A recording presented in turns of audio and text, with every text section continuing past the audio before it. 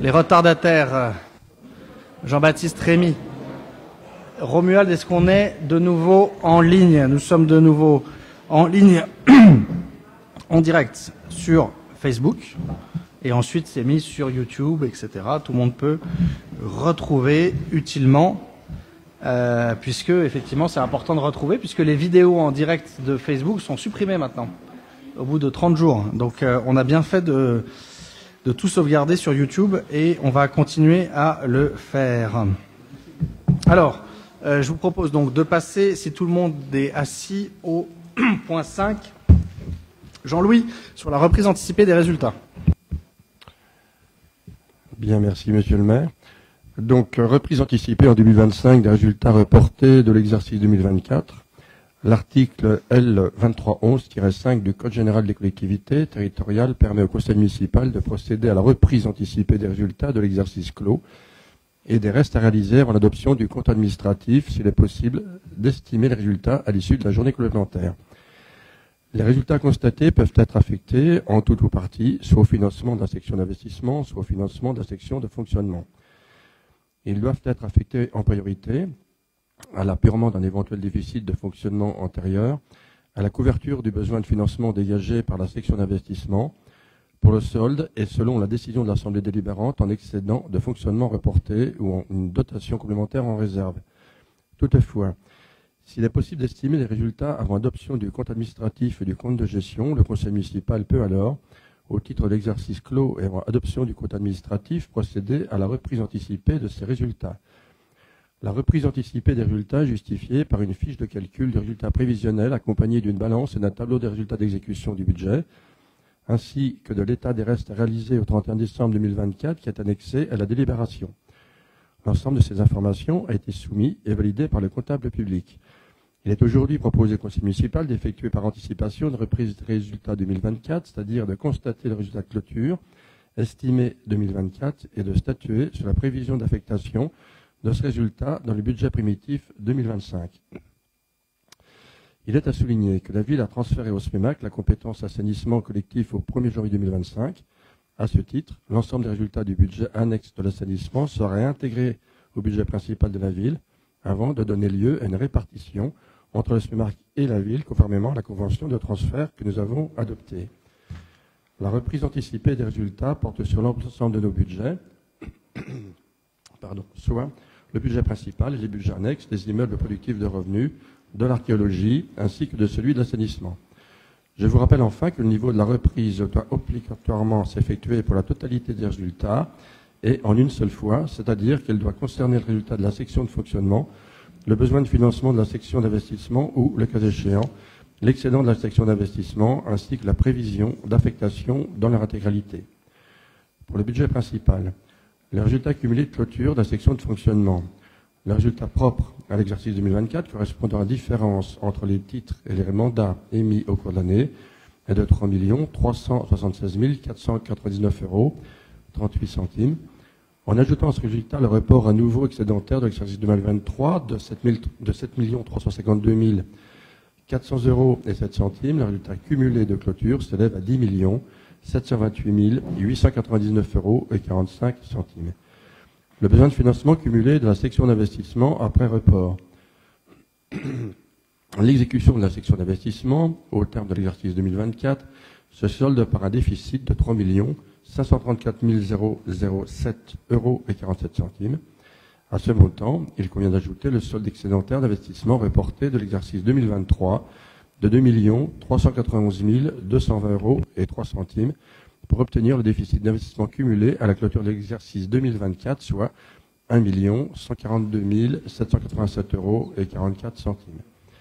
Après prise en compte du solde déficitaire des reports de 3 600 812 euros 75 centimes, soit 3 971 506 euros 88 centimes en dépenses et 370 694 euros 13 centimes en recettes, le déficit d'investissement s'élève à 4 743 600 euros et 19 centimes. L'affectation du résultat. Je vous propose d'affecter l'excédent de fonctionnement, soit 10 728 899 euros 45 centimes, de la manière suivante. 4 743 600 euros et 19 centimes en réserve de la section d'investissement, pour couvrir le besoin de financement cumulé de la section d'investissement après report, article 1068, 5 985 299 euros et 26 centimes en report à nouveau complémentaire en section de fonctionnement, R002. Le déficit d'investissement de l'exercice 2024 sera quant à lui reporté en 2025 pour un montant de 1 142 787 euros et 44 centimes. Pour les budgets annexes des immeubles productifs de revenus, le résultat cumulé de clôture de la section de fonctionnement, le résultat propre à l'exercice 2024 correspondant à la différence entre les titres et les mandats émis au cours de l'année est déficitaire de 30 011 euros et 91 centimes. En ajoutant ce résultat le report à nouveau excédentaire de l'exercice 2023 de 753 723 euros et 64 centimes, le résultat cumulé de clôture s'élève à 723 711 euros et 73 centimes. Le besoin de financement cumulé de la section d'investissement après report, l'exécution de la section d'investissement au terme de l'exercice 2024 se solde par un déficit de 186 388 euros et 50 centimes. À ce montant, il convient d'ajouter le solde excédentaire d'investissement reporté de l'exercice 2023 de 1 104 961 euros et 79 centimes pour obtenir l'excédent d'investissement cumulé à la clôture de l'exercice 2024, soit 918 573 euros et 29 centimes. L'excédent d'investissement reporté couvre plus de la totalité du besoin issu des reports, 231 403 euros et 19 centimes de dépenses. L'affectation du résultat. Je vous propose d'affecter l'excédent de fonctionnement, soit 723 711 euros et 73 centimes, en report à nouveau complémentaire en section de fonctionnement. L'excédent d'investissement de l'exercice 2024 sera quant à lui reporté en 2025 pour un montant de 918 573 euros et 29 centimes. Pour le budget annexe de l'archéologie, le résultat cumulé de clôture de la section de fonctionnement, le résultat propre à l'exercice 2024, correspondant à la différence entre les titres et les mandats émis au cours de l'année, est déficitaire de 151 888 euros et 31 centimes. En ajoutant ce résultat, le report à nouveau excédentaire de l'exercice 2023 de 181 287 euros et 79 centimes, le résultat cumulé de clôture s'élève à 29 399 euros et 48 centimes. Le besoin de financement cumulé de la section d'investissement après report. L'exécution de la section d'investissement en termes d'exercice 2024 se solde par un déficit de 1 690 euros et 70 centimes. À ce montant, il convient d'ajouter le solde déficitaire d'investissement reporté de l'exercice 2023 de 1 251 euros 64 centimes pour obtenir le déficit d'investissement cumulé à la clôture de l'exercice 2024, soit 2 942 euros et 34 centimes. Aucun report d'investissement à déclarer sur le budget. L'affectation du résultat. Je vous propose d'affecter l'excédent de fonctionnement, soit 29 399 euros et 48 centimes de la manière suivante. 2 942 euros 34 centimes en réserve de la section d'investissement pour couvrir le besoin de financement cumulé de la section d'investissement après report. 26 457 euros 14 centimes en report à nouveau complémentaire en section de fonctionnement. Le déficit d'investissement de l'exercice 2024 sera quant à lui reporté en 2025 pour un montant de 2 942 euros et 34 centimes. Pour le budget annexe de l'assainissement, le résultat cumulé de clôture de la section de fonctionnement. Le résultat propre à l'exercice 2024 correspondant à la différence entre les titres et les mandats émis au cours de l'année est de 155 251 euros et 36 centimes. En ajoutant ce résultat, le report à nouveau excédentaire de l'exercice 2023 de 183 234 euros et 90 centimes, le résultat cumulé de clôture s'élève à 338 486 euros et 26 centimes. Le besoin de financement cumulé de la section d'investissement après report, l'exécution de la section d'investissement au terme de l'exercice 2024 se solde par un excédent de 325 113 euros et 18 centimes. À ce montant, il convient d'ajouter le solde excédentaire d'investissement reporté de l'exercice 2023 de 3 317 euros et 64 centimes pour obtenir l'exercice d'investissement cumulé à la clôture de l'exercice 2024, soit 328 430 euros et 82 centimes. Le budget ne fait état d'aucun reste à réaliser, à reporter sur l'exercice 2025. L'affectation de résultats. Ce budget étant amené à être clôturé après adoption du compte de gestion et du compte administratif 2024 suite au transfert de la compétence assainissement sur MAC depuis le 1er janvier 2025, les résultats feront l'objet d'une intégration au budget primitif 2025 du budget principal de la ville d'Autun. Les résultats du budget annexe de l'assainissement seront repris de la manière suivante au budget principal. 338 486,26 € en excédent de fonctionnement, 328 430,90 € en excédent d'investissement. Il est donc proposé au Conseil municipal, à l'article unique, d'approuver la reprise des résultats de clôture de l'exercice 2024 dès le vote du budget primitif 2025 dans les conditions présentées. Merci beaucoup pour cette présentation des reports. Y a-t-il des questions sur les reports? Mickaël Guigeot. Simplement pour expliquer que je n'aurai pas d'analyse tout de suite sur ce report anticipé et sur les taxes locales et sur le panoptique, j'interviendrai sur tous ces sujets dans le budget. Voilà. Ok, très bien. Merci beaucoup. Je vous propose de passer au vote. Y a-t-il des oppositions, des abstentions? Unanimité, je vous remercie. Je vous propose ensuite une délibération qui, en général, dans les collectivités, n'appelle que peu de votes contre. Il s'agit de la baisse des taux des taxes directes locales. Mais pour préciser notre action, je voulais vous dire que nous avons, depuis plusieurs années, gardé des taxes stables. La dernière évolution étant en 2018 la baisse d'1 point du taux de taxe foncière. Les résidents principaux, et ça c'est une mesure de l'État, ont vu leur taxe d'habitation au titre de la résidence principale supprimée à compter de 2020 ou 2023 en fonction de leur quartile de revenus, leur quintile plus précisément de revenus. Pour la ville, cette suppression de taxe d'habitation des résidences principales s'est vue entièrement compensée par l'État, il faut le rappeler, par le transfert du taux départemental de la taxe sur le foncier bâti, le département étant lui-même intégralement compensé par l'État via l'attribution d'une fraction de TVA. Donc le mécanisme correcteur a été mis en place et cela se traduit par un écrêtement sur la ville dont le niveau évolue dans le temps au même rythme que les bases d'imposition de la taxe foncière. En revanche, la suppression de la taxe d'habitation ne concerne pas les résidences secondaires, ni les logements vacants non meublés et inoccupés depuis plus de 2 ans. Il demeure donc une taxe sur les résidences secondaires et, à Autun, une taxe sur les logements vacants. Concrètement, aujourd'hui, la réduction est donc compensée par la ville, mais on sait que l'État ne compense pas toujours dans la durée à l'euro.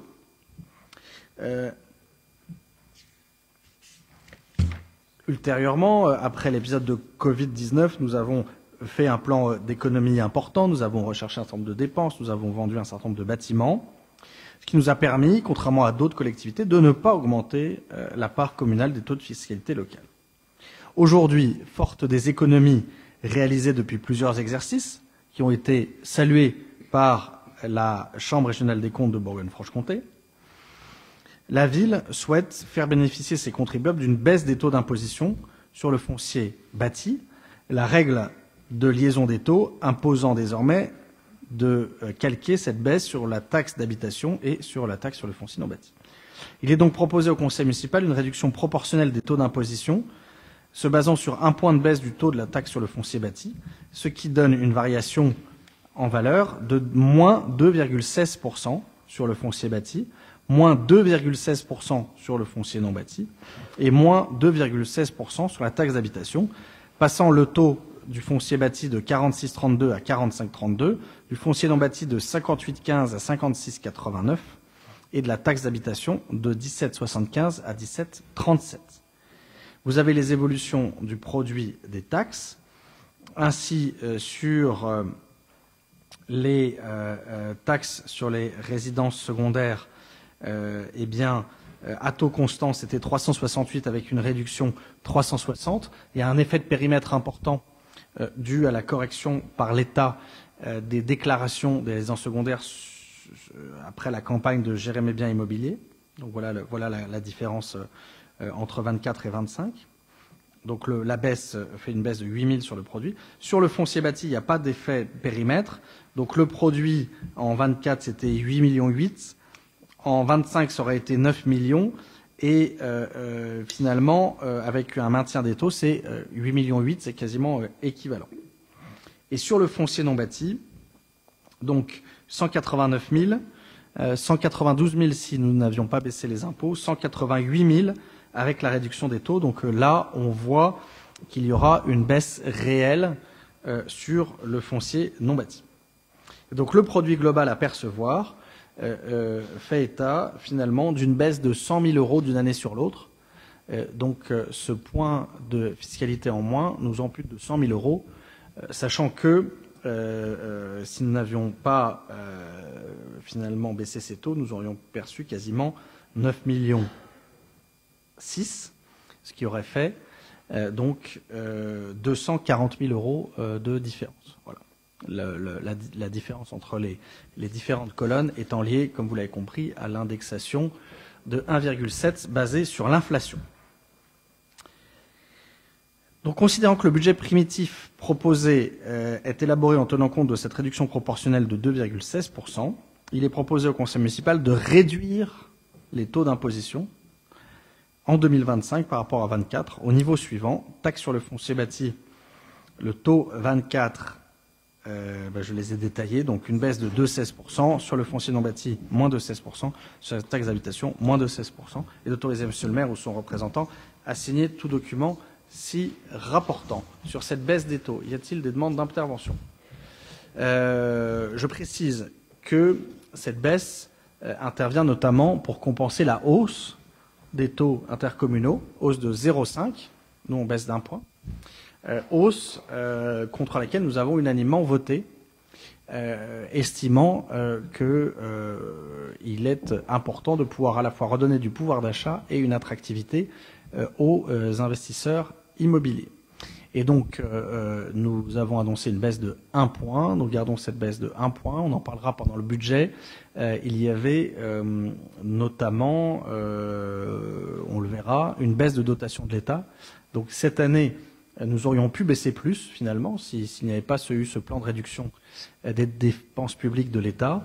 Nous baissons de manière raisonnée et raisonnable, également pour permettre, lors du prochain exercice, pour lequel nous espérons également être en fonction et présenter un budget,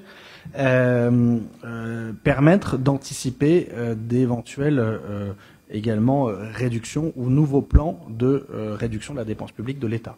Donc c'est une baisse qui est absorbable, c'est une baisse qui sera en partie visible sur la facture des contribuables, même si on sait que la hausse de l'inflation amènera une légère hausse en euros, et c'est une baisse qui permet de voir l'an prochain venir d'éventuelles réductions de dotation et ou à dotation constante une nouvel ajustement des différentes taxes locales. Voilà le choix qui vous avait été proposé dans le débat d'orientation budgétaire et qui vous est aujourd'hui soumise au vote.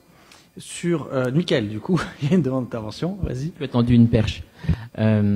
Question très politique. Année électorale en 2026, printemps, mars. Du coup, quel sera le calendrier budgétaire de la commune dans cette perspective?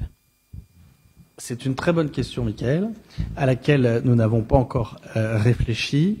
Nous avions une stratégie de anticiper le vote du budget. On l'a dit depuis le début du mandat, avec Véronique, de pouvoir essayer de voter le budget avant mars, si possible avant avril. On se retrouve à voter le budget le 14 avril, c'est-à-dire à minuit moins une. C'est tout à fait légal, mais on aurait voulu le faire plus tôt. Il y a eu deux explications pour ce vote tardif, l'une nationale et l'autre locale. La première, c'est que l'État a de mémoire voté son budget le 19 février. Et donc, nous qui attendons de savoir quelles sont exactement les dotations de l'État, jusqu'au 19 février, on ne savait pas trop sur quel pied danser. D'autant qu'il y a eu des allers-retours au niveau des choix de savoir est-ce qu'on taxait beaucoup les départements ou pas. Les projections données par l'État de baisse de dotation se sont révélées erronées, puisque l'État a lui-même corrigé. Donc on devait avoir 40 000 euros de baisse de dotation, on a eu 90 000 euros. Et on en parlera tout à l'heure dans le budget, l'Agence nationale du sport, qui normalement sort son règlement d'intervention au début de l'année, l'a sorti hier. C'était effectivement pas forcément simple d'anticiper. Et un certain nombre de collectivités, notamment les départements, les régions, ont aussi voté leur budget très tard. Ça, c'est la première raison. La deuxième raison, c'est que la communauté de communes nous était en discussion sur le pacte budgétaire que nous avons voté. Et on verra exactement ce que ça va donner, parce qu'il est quand même pas extrêmement ambitieux, ou en tout cas au niveau où on aurait pu attendre la compensation des charges de centralité. Et deuxièmement, prévoyait au dernier moment une hausse de fiscalité à laquelle nous sommes opposés. L'idée de pouvoir voter ce budget finalement le 14 avril, c'était aussi de anticiper, enfin de pouvoir compenser les décisions prises au niveau voilà, de l'intercommunalité. Aujourd'hui, on a un budget qui est voté le 14 avril. On va tout faire pour essayer de remonter le calendrier budgétaire et de le voter plus tôt. De toute façon, on ne peut pas le voter plus tard. Hein. Donc voilà. Quoi qu'en année électorale, c'est jusqu'au 30 avril, je crois. Ouais. Donc effectivement, on peut le voter plus tard. Je crois que la pratique à Autun, en année électorale, c'est plutôt de le voter après les élections. Ça dépendra aussi du plan d'effort budgétaire. Je crois que le Premier ministre présente demain un plan d'effort budgétaire. Donc on est dans des années budgétaires qui ne sont plus standards. Donc pour l'instant, il n'y a pas vraiment de décision de prise sur le calendrier budgétaire. Je voudrais simplement dire quelque chose. Ce qui est très bien, c'est que on n'a pas attendu le vote du budget pour engager. Ça, c'était une des missions que j'avais donnée aussi à la nouvelle directrice des services techniques, Marion Fonck, puisque nous avons ouvert des crédits prévisionnels, comme chaque année, en début d'année, qui nous permettent d'engager certaines dépenses dans une certaine limite. Et aujourd'hui, le taux d'engagement des investissements est de 60%. C'est-à-dire qu'avant même le vote du budget, il y a 60% des investissements dont les marchés sont déjà publiés, etc. Donc, au-delà du calendrier budgétaire qui est à définir, notre calendrier d'engagement des dépenses d'investissement est meilleur que les années d'avant, ce qui nous permet d'avoir moins de reste à réaliser et d'avoir un budget aussi qui est plus sincère au sens budgétaire du terme. Donc on va mettre plutôt l'accent sur l'engagement des investissements. Et puis si on peut voter notre budget effectivement un peu avant, on le fera. Mais la priorité, c'est d'engager dès le début de l'année pour pouvoir délivrer dans l'année ce qu'on vote. Voilà. Merci beaucoup. S'il n'y a pas d'autres questions, je vous propose de passer au vote. Y a-t-il des oppositions, des abstentions? Unanimité, je vous remercie. Et Monique nous parle des non-valeurs et des créances éteintes. Alors, considérant les listes des titres de recettes irrécouvrables transmises par la trésorerie municipale pour un montant de 21 768,21 €, je vous donne peut-être pas la lecture complète ligne par ligne, hein, vous l'avez eu. Donc, considérant les causes de l'arrêt des procédures de recouvrement forcé, c'est-à-dire des poursuites sans effet, renonciation de succession, cessation d'activité, liquidation judiciaire pour insuffisance d'actifs, surendettement, décision d'effacement de dette. Il est donc proposé au Conseil d'approuver ces pertes sur créances irrécouvrables, dont le montant est de 21 768,21 €, dépenses imputées à l'article 6541, créances admises en non-valeur pour 15 011,89 €, et donc imputées à l'article 6542, créances éteintes pour 6 756,32 € sur le budget principal. Et d'autoriser donc Monsieur le maire ou son représentant à signer tout document s'y rapportant. Merci beaucoup, comme d'habitude, les créances éteintes à la demande de la trésorerie suite à des poursuites qui n'aboutissent pas ou des personnes qui disparaissent, qu'elles soient personnes physiques ou morales. Sur ces créances irrécouvrables dont le montant s'élève à 21 000 €, donc 15 000 € en non-valeur et créances éteintes à 6 700 €, y a-t-il des questions? Vous avez la liste en annexe. Pas de questions. Je propose de passer au vote. Y a-t-il des oppositions, des abstentions, l'unanimité? Je vous remercie. De la même manière qu'à la communauté de communes, nous avons voté une aide à la rénovation de l'Éduenne eh bien, nous passons la même aide au niveau de la ville, et c'est France 7 Gibels qui nous le rapporte. Effectivement, un petit sujet qui nous tient à cœur, donc le soutien financier au centre hospitalier d'Autun pour la réalisation des travaux d'agrandissement de son internat. Donc, considérant que l'attractivité de notre territoire dépend de sa capacité à accueillir et à soigner ses habitants et ses nouveaux arrivants, l'accès à la santé constitue un facteur d'attractivité économique fort pour le territoire. Considérant que le centre hospitalier d'Autun, vecteur d'attractivité majeur pour notre territoire et partenaire engagé à nos côtés, développe actuellement une politique d'attractivité pour les personnels médicaux et non médicaux. Cette politique l'a d'ailleurs conduit récemment à augmenter le nombre d'internes qui y sont affectés. Considérant que le centre hospitalier prévoit d'agrandir son internat, celui-ci devenant face à ses recrutements constants insuffisants en termes de capacité d'accueil, l'objectif de cette réflexion est de pouvoir accueillir tant des internes hospitaliers que des internes effectuant leur stage dans les maisons médicales du territoire de santé autunois. Il en serait de même pour accueillir des stagiaires paramédicaux, infirmiers, aides-soignants, kinésithérapeutes, etc., ce qui renforcerait l'attractivité de l'agglomération autunoise. Considérant que le centre hospitalier sollicite une subvention à la ville d'Autun d'un montant de 30 000 €, alors, considérant que le financement de l'opération suivant pour des dépenses évaluées à 119 698 €, subvention de la gamme donc votée le 11 février 2025 de 30 000 €, subvention demandée à Autun de 30 000 € et autofinancement de 59 698 €. Il est proposé au conseil municipal d'approuver l'attribution d'une subvention de 30 000 € au centre hospitalier d'Autun pour la réalisation de son projet d'agrandissement de son internat. Article 2, d'approuver la convention précisant les modalités d'attribution de la subvention.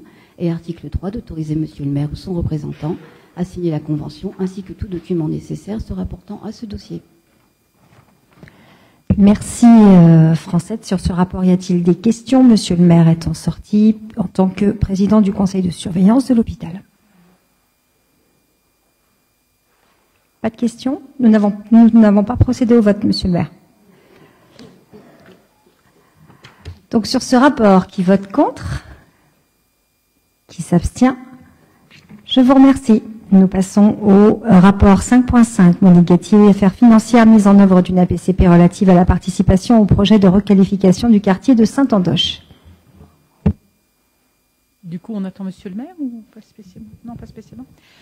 C'est un rapport qu'on a passé également au conseil communautaire. Donc c'est pareil, je ne vais peut-être pas tout lire sur ce rapport. Simplement dire que les aides apportées par la ville d'Autun, donc c'est relatif à la participation au projet de requalification du quartier Saint-Andoche. Donc les aides apportées par la ville d'Autun permettront de participer au financement des travaux de démolition et de réhabilitation de 152 logements du quartier de Saint-Andoche. Les engagements réciproques de l'ensemble des partenaires, considérant le coût pour la ville d'Autun estimé à 180 000 €. Donc sur 3 années, considérant que les travaux se dérouleront donc sur la période 2025, 2026, 2027, considérant que le phasage des dépenses à supporter par la ville se décomposera donc de la manière suivante, donc une subvention de 60 000 € par an sur les mêmes années, 2025, 2026, 2027. Donc il vous est proposé d'approuver la mise en œuvre d'une autorisation de programme crédit de paiement, APCP, pour la participation au financement du projet de requalification du quartier de Saint-Andoche, avec le phasage que je vous ai donné, donc 60 000 € par an. Et j'ai perdu la fin de mon rapport. Voilà, donc c'est une APCP qui permet, donc on a déjà voté le soutien, Voilà. Ça permet de le phaser sur... Donc on donne la même somme que la communauté de communes. Voilà, la par même an. somme que la communauté de communes. On a déjà délibéré, c'est uniquement pour créer un engagement financier pluriannuel. Voilà.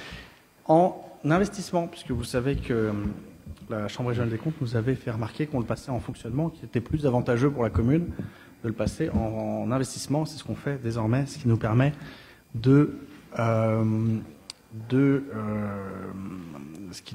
le phaser sur plusieurs années via un APCP, et de pas d'ouvrir les crédits tout la même année, même si la démolition est normalement du fonctionnement, mais comme c'est une opération mixte, voilà pourquoi on peut le passer en investissement Bon. Donc une délibération purement comptable. Est-ce qu'il y a des questions sur cette APCP? Pas de questions. Je propose de passer au vote. Y a-t-il des oppositions, des abstentions, l'unanimité? Je vous remercie. Là, une APCP plus importante, mais dont le montant global reste constant. Gauthier Jiménez. Merci Monsieur le maire. Cela concerne donc l'APCP liée au panoptique d'Autun Musée-Rollin. Je me permets simplement de rappeler que cela concerne l'étude projet, le détail des aménagements muséographiques et scénographiques du futur musée, afin de permettre de quantifier et d'estimer le coût des travaux de soclage des œuvres qui y seront exposées, évalué à 300 000 € hors taxe, et qu'il convient donc d'intégrer ce coût dans l'autorisation du programme et crédit de paiement. Je vous laisse vous référer au tableau prévisionnel que vous trouvez sur le document 6 juin, et le vote APCP est nécessaire au suivi de ce dossier d'investissement.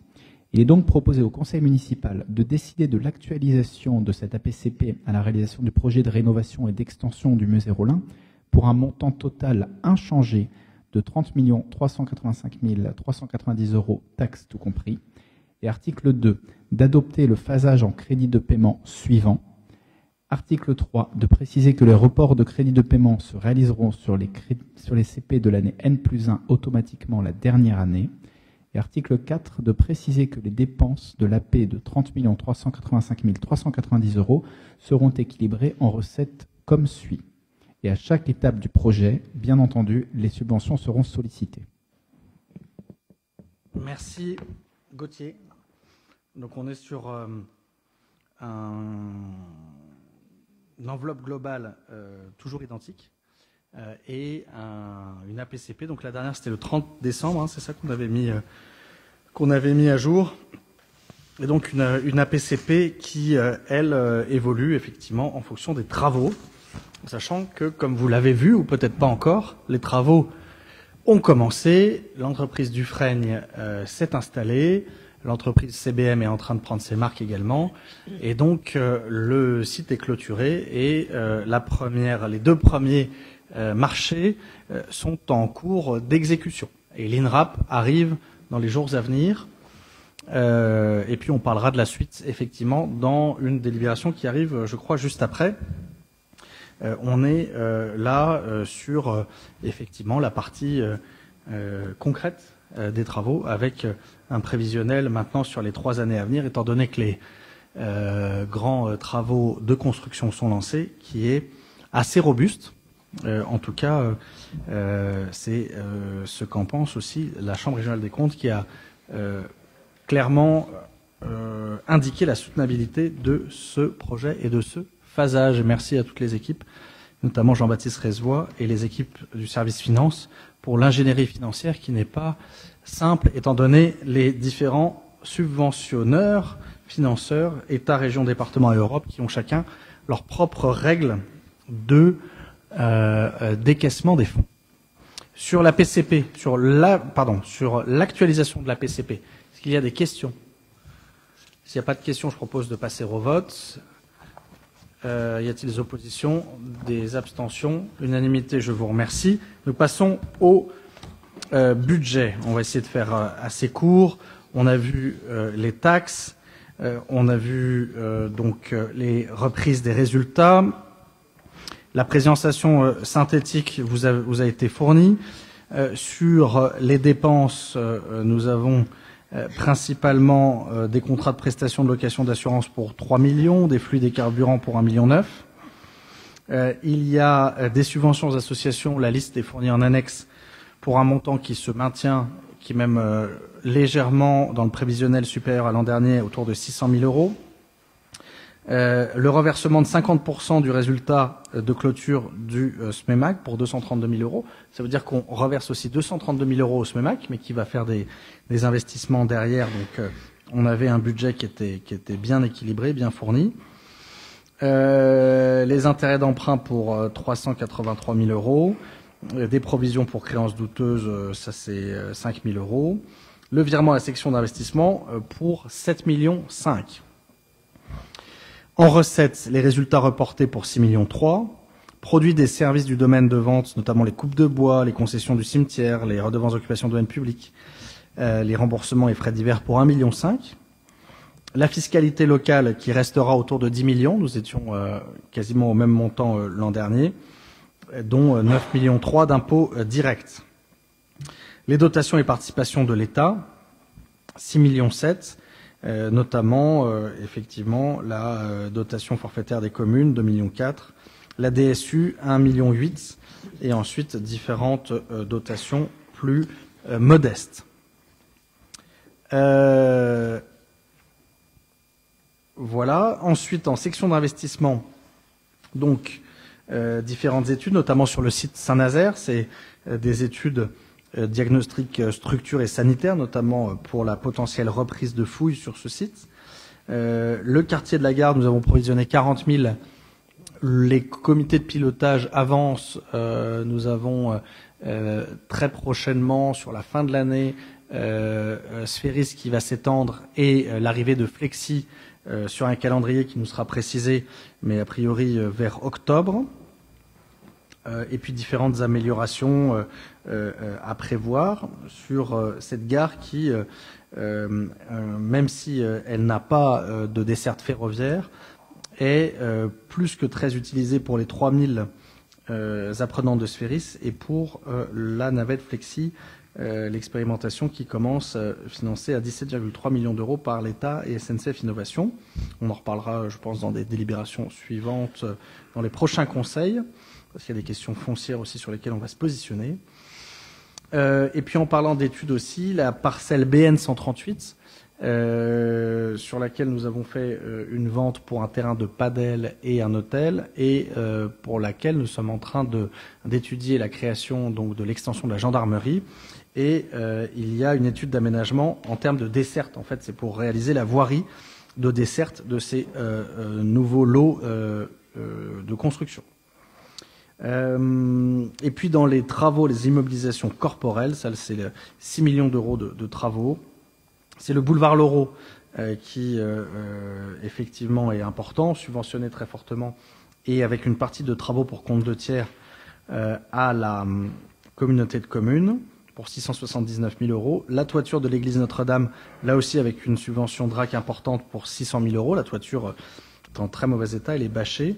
Des divers travaux de raccordement des eaux pluviales, là aussi c'est en partie les précipitations liées au changement climatique qui nous obligent à retravailler certains réseaux pour 456 000 euros.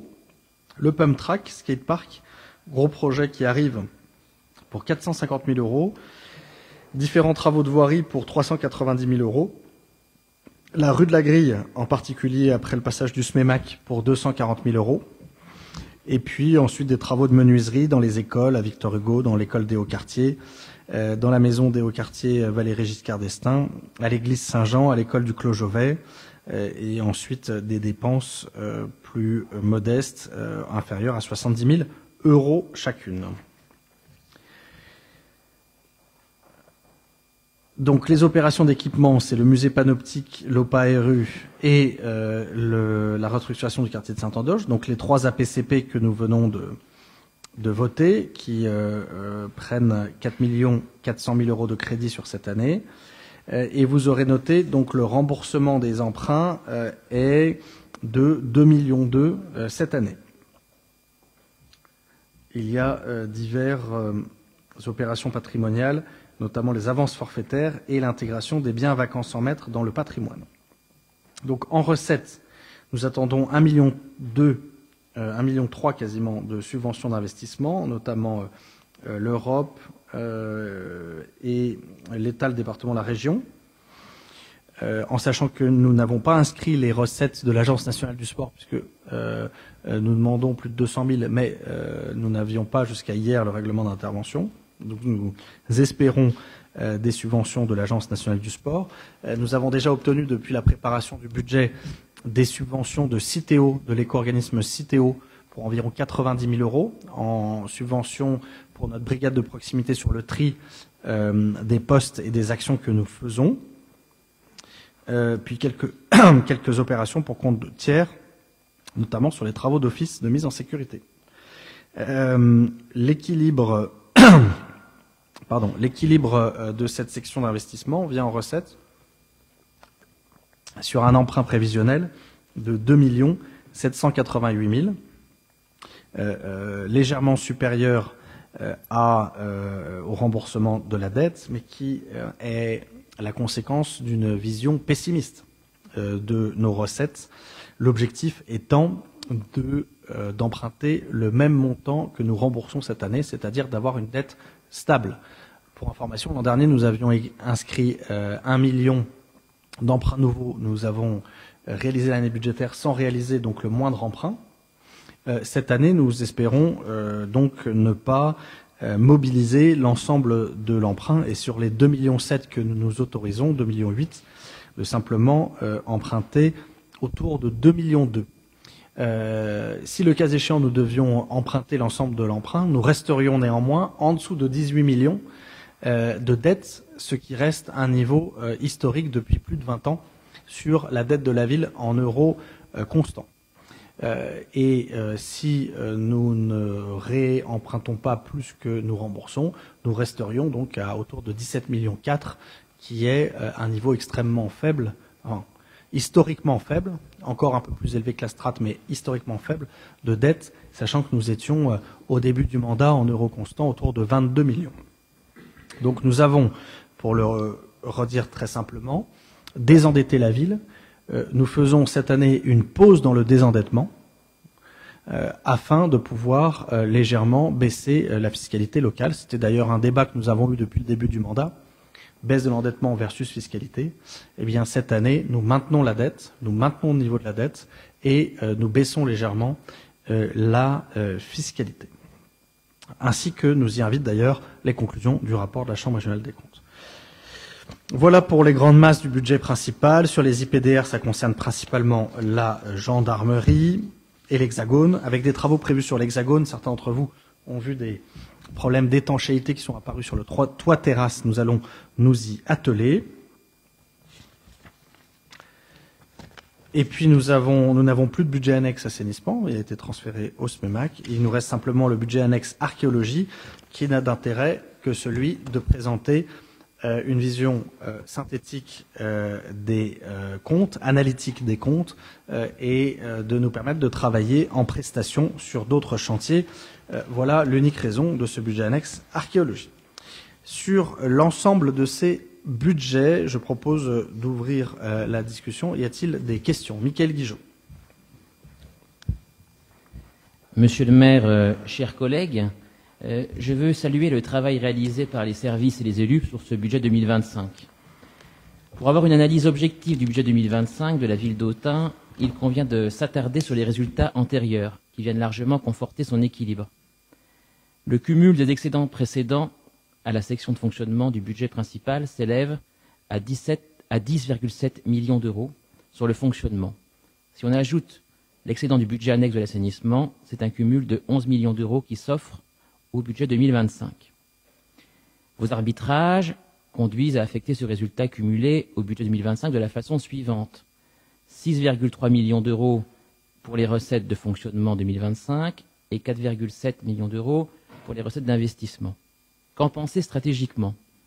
Affecter 42% des excédents cumulés de fonctionnement pour couvrir le besoin de financement de la section d'investissement n'est pas une mince affaire. L'enjeu de mieux équilibrer notre section d'investissement est au cœur de la poursuite de la bonne santé budgétaire de la ville d'Autun. Ainsi, dans vos projections, vous annoncez un emprunt plus conséquent qu'habituellement pour équilibrer cette section d'investissement 2025. J'ai bien noté à l'instant que ce niveau d'emprunt est annoncé pour faire face à l'attente de notification d'autres financeurs et à une vision pessimiste des recettes.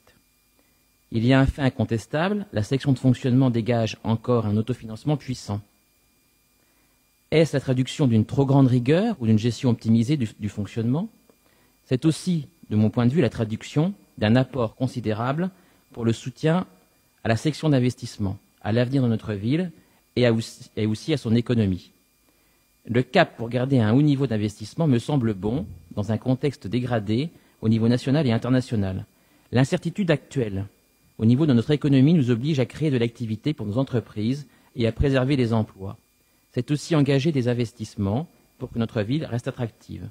J'espère que la ville d'Autun pourra garder cette trajectoire financière à la seule condition de maintenir un autofinancement satisfaisant dans les années à venir. Cette baisse des taux de la fiscalité communale est une bonne nouvelle pour le contribuable thunois, mais par honnêteté, il faut dire que le montant d'impôt global ne baissera pas, en raison de la hausse votée par l'intercommunalité et par le jeu de la réévaluation des bases fiscales de l'ensemble de nos collectivités. Cette situation révèle qu'il nous faut complètement renouveler notre rapport à l'intercommunalité. Je pense que le projet communautaire a besoin d'être entièrement revu avec des projets qui stimulent l'avenir de notre territoire. Il faudra que les compétences de la petite commune se resserrent pour plus d'efficacité et envisager de récupérer des compétences ou des équipements notamment culturels. Pour ma part, le pilotage de la politique culturelle et événementielle doit se recentrer encore plus sur la ville d'Autun. Il y a 2 défis majeurs pour le budget, pour les budgets à venir. Projetons-nous un petit peu. Le premier, c'est le panoptique. C'est concrètement un défi financier considérable. 2025, 3,7 millions d'euros d'investissement. 2026, 9,4 millions. 2027, 6,5. 2028, 7,2 millions. Ces sommes seront largement subventionnés, mais pèseront indéniablement sur les 3 prochains budgets de la ville d'Autun, sur la prochaine mandature. Comment envisagez-vous d'articuler les budgets concernés et amortir le choc dans cette section d'investissement à l'avenir? Pour consolider et soulager ce montage financier, et c'est un projet auquel je crois fort, et je l'ai toujours soutenu depuis le départ, je vous propose d'élaborer des projets de relance d'une grande campagne de mécénat en direction des fondations, des entreprises et des particuliers. Le projet n'a jamais été aussi concret, parce que dans quelques semaines, a priori, le gros œuvre va commencer. Donc je pense que ça peut stimuler aussi un nouvel appétit pour ce projet, qui paraissait encore pas concret et lointain. Cette phase sera un défi, mais une grande richesse pour demain, et qui devra faire rayonner Autun. Le deuxième défi, c'est la démographie de la ville, le nombre d'habitants dans notre territoire. Je me réjouis de la stabilisation du chiffre de la population depuis quelques années. Pour l'avenir, il va falloir mettre en avant notre qualité de vie. Le fait que nous sommes à moins de 2 heures de Paris et à 1 heure de Lyon, on ne le sait pas encore assez. La dynamique industrielle du Grand Chalon et du Creusot-Monceau doit trouver des débouchés également à Autun. Il faut promouvoir Autun comme une marque forte pour le tourisme et ses nouveaux habitants potentiels. L'offre de soins doit aussi continuer à s'amplifier. Cette réussite est la condition pour contenir le choc démographique et donc nos dotations et notre fiscalité future. Seriez-vous intéressé par une grande campagne digitale nationale pour promouvoir Autun de manière importante comme lieu de vie et lieu touristique? L'embellissement de notre ville et l'entretien de nos structures doivent être en tête de nos préoccupations. Par exemple, sur les travaux d'aménagement urbain et paysager du boulevard Loraux, à hauteur de 679 700 €. C'est une opération exemplaire de mon point de vue, en termes de requalification urbaine. Si on applique cette dynamique au rempart du boulevard MacMahon, cela serait parfait. Nos cauchemars avec ces remparts effondrés commenceraient à s'estomper. Notre ville a besoin d'un grand plan rempart. Il me semble intéressant de s'inspirer de l'exemple de Dinan sur ce sujet, avec un plan massif en cours et largement subventionné à l'initiative citoyenne, publique. Allons voir ce qu'il se passe là-bas peut-être. Quels types de travaux sont-ils prévus également sur d'autres structures de la ville, comme l'EVA et l'espace de la maison Valéry Giscard d'Estaing? J'ai vu qu'il y avait des sommes également proposées à l'investissement. Quelles sont la nature des travaux? Après étude attentive, ce budget permet de répondre globalement, de mon point de vue, de manière satisfaisante aux enjeux de besoins en services publics et couvrir nos investissements annuels avec une santé financière satisfaisante. Pour notre commune, qui fait face en même temps à d'importantes charges de centralité et à la gestion d'un patrimoine historique extraordinaire. Le potentiel réendettement doit rester, de mon point de vue, une parenthèse, même si, effectivement, on irait vers une stabilisation. Il pèse hélas l'ombre des difficultés financières nationales sur nos finances locales, même si pour le moment l'impact semble minime. Mais jusqu'à quand? Les récentes déclarations du ministre de l'économie de ce dimanche ne sont pas très rassurantes. Une ville comme Autun peut tirer son épingle du jeu dans l'avenir si elle sait rester attractive, accueillante, bienveillante, inventive, sûre et surtout fière d'elle-même. Un budget ne fait pas tout, c'est à chacun d'entre nous de promouvoir notre ville. Merci de votre écoute. Merci beaucoup, Michael Guigeot, pour cette intervention riche et complète. Concernant ce budget primitif, peut-être en fonction du calendrier budgétaire le dernier de cette mandature, en tout cas un budget important pour les habitants et la stratégie que nous menons. Effectivement, la ville d'Autun dégage historiquement, ou depuis quelques années, un autofinancement important et disposait de réserves également importantes liées à une politique d'emprunt aidée par des taux faibles. Pendant des périodes de taux très bas, nous avons emprunté dès le début d'année pour financer nos investissements, quitte à avoir finalement un peu de reste à réaliser en fin d'année. La période des taux faibles va peut-être revenir, mais étant moins prégnante sur les derniers mois. Donc, un autofinancement important qui nous permet de dégager un virement vers la section de fonctionnement, lui aussi important. Il a été décidé cette année, effectivement, de réduire un peu l'autofinancement par la baisse de la fiscalité et de réinjecter les réserves, une partie en fonctionnement, une partie en investissement, en sachant que cette stratégie d'injection des réserves correspond aussi au pilotage financier très fin du panoptique, où il y a des perceptions de dotation à des calendriers prévus à l'avance qui correspondent à des travaux en cours ou en voie de publication. Et donc c'est un pilotage très fin qui nous conduit aussi à proposer et présenter un plan de financement soutenable, pour reprendre les mots de la Cour des comptes, soutenable sur le panoptique sur les 3 années à venir. Effectivement, beaucoup d'investissements, mais c'est aussi au moment où beaucoup de subventions tombent. Et l'autofinancement sur ce projet de la ville, autour de 20% à 6 millions, dont une partie est déjà consommée, nous permet de mener ce projet sans finalement être face à un choc trop violent, puisque, encore une fois, notre plan pluriannuel d'investissement, tel qu'audité par la Chambre régionale des comptes, est compatible, la poursuite de notre plan pluriannuel d'investissement est compatible avec la phase chantier du panoptique.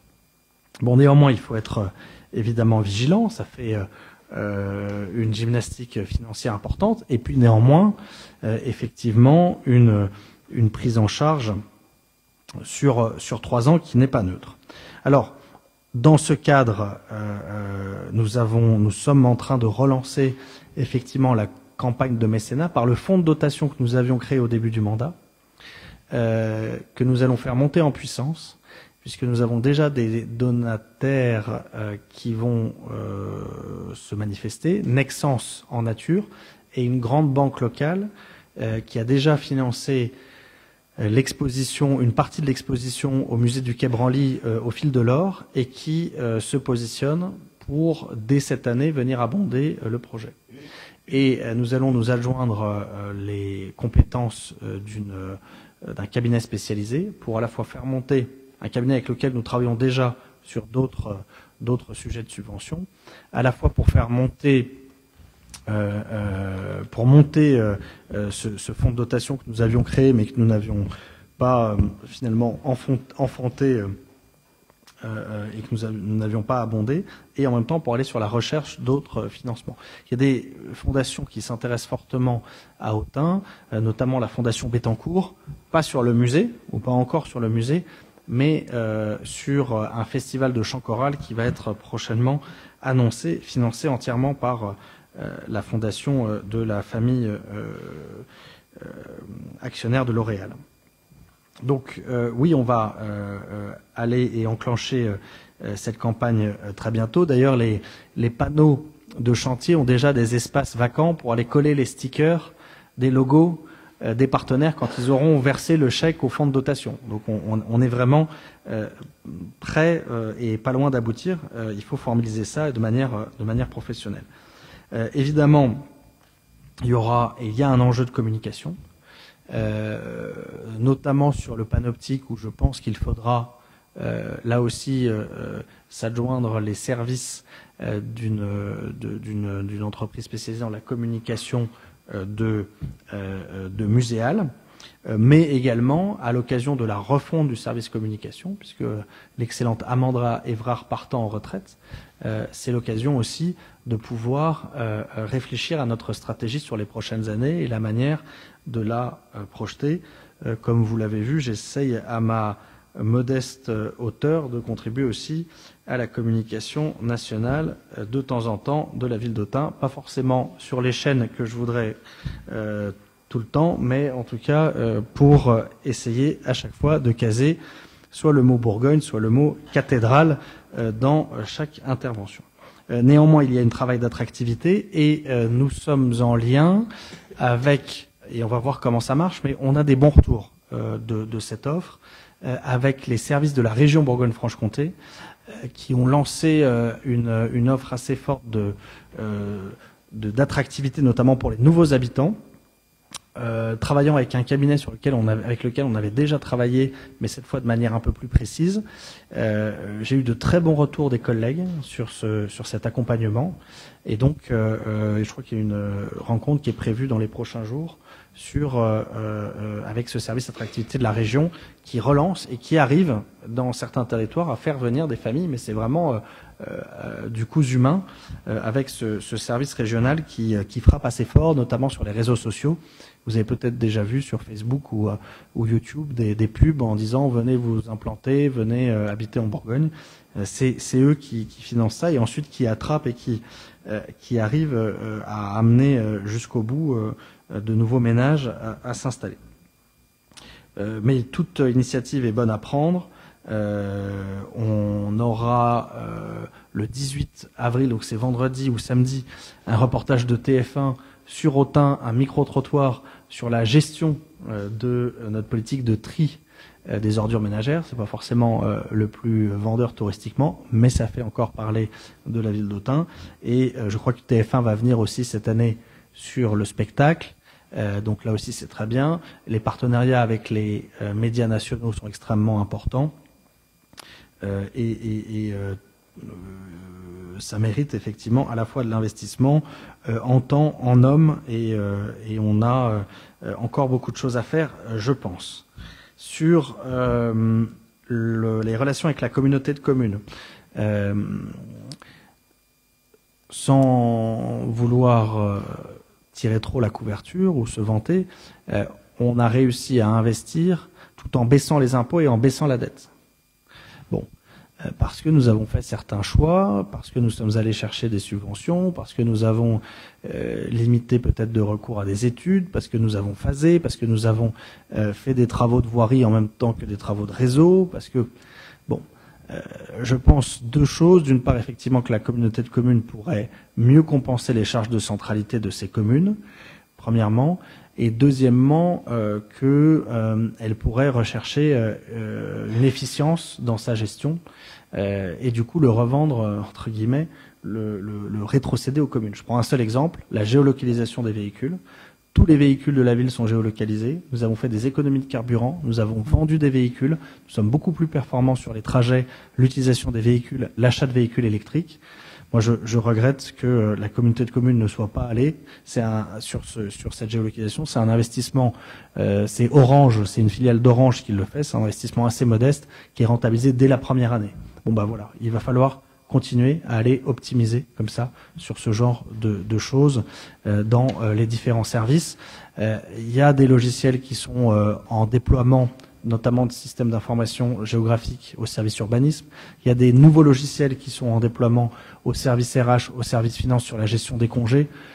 Il faut, et on le demandait depuis plusieurs années, ça doit être de nature à faire des économies et ensuite effectivement potentiellement à mieux prendre en compte le fait que Épinac, Autun, Étang supporte un certain nombre de charges de centralité au profit de l'ensemble des habitants de l'intercommunalité.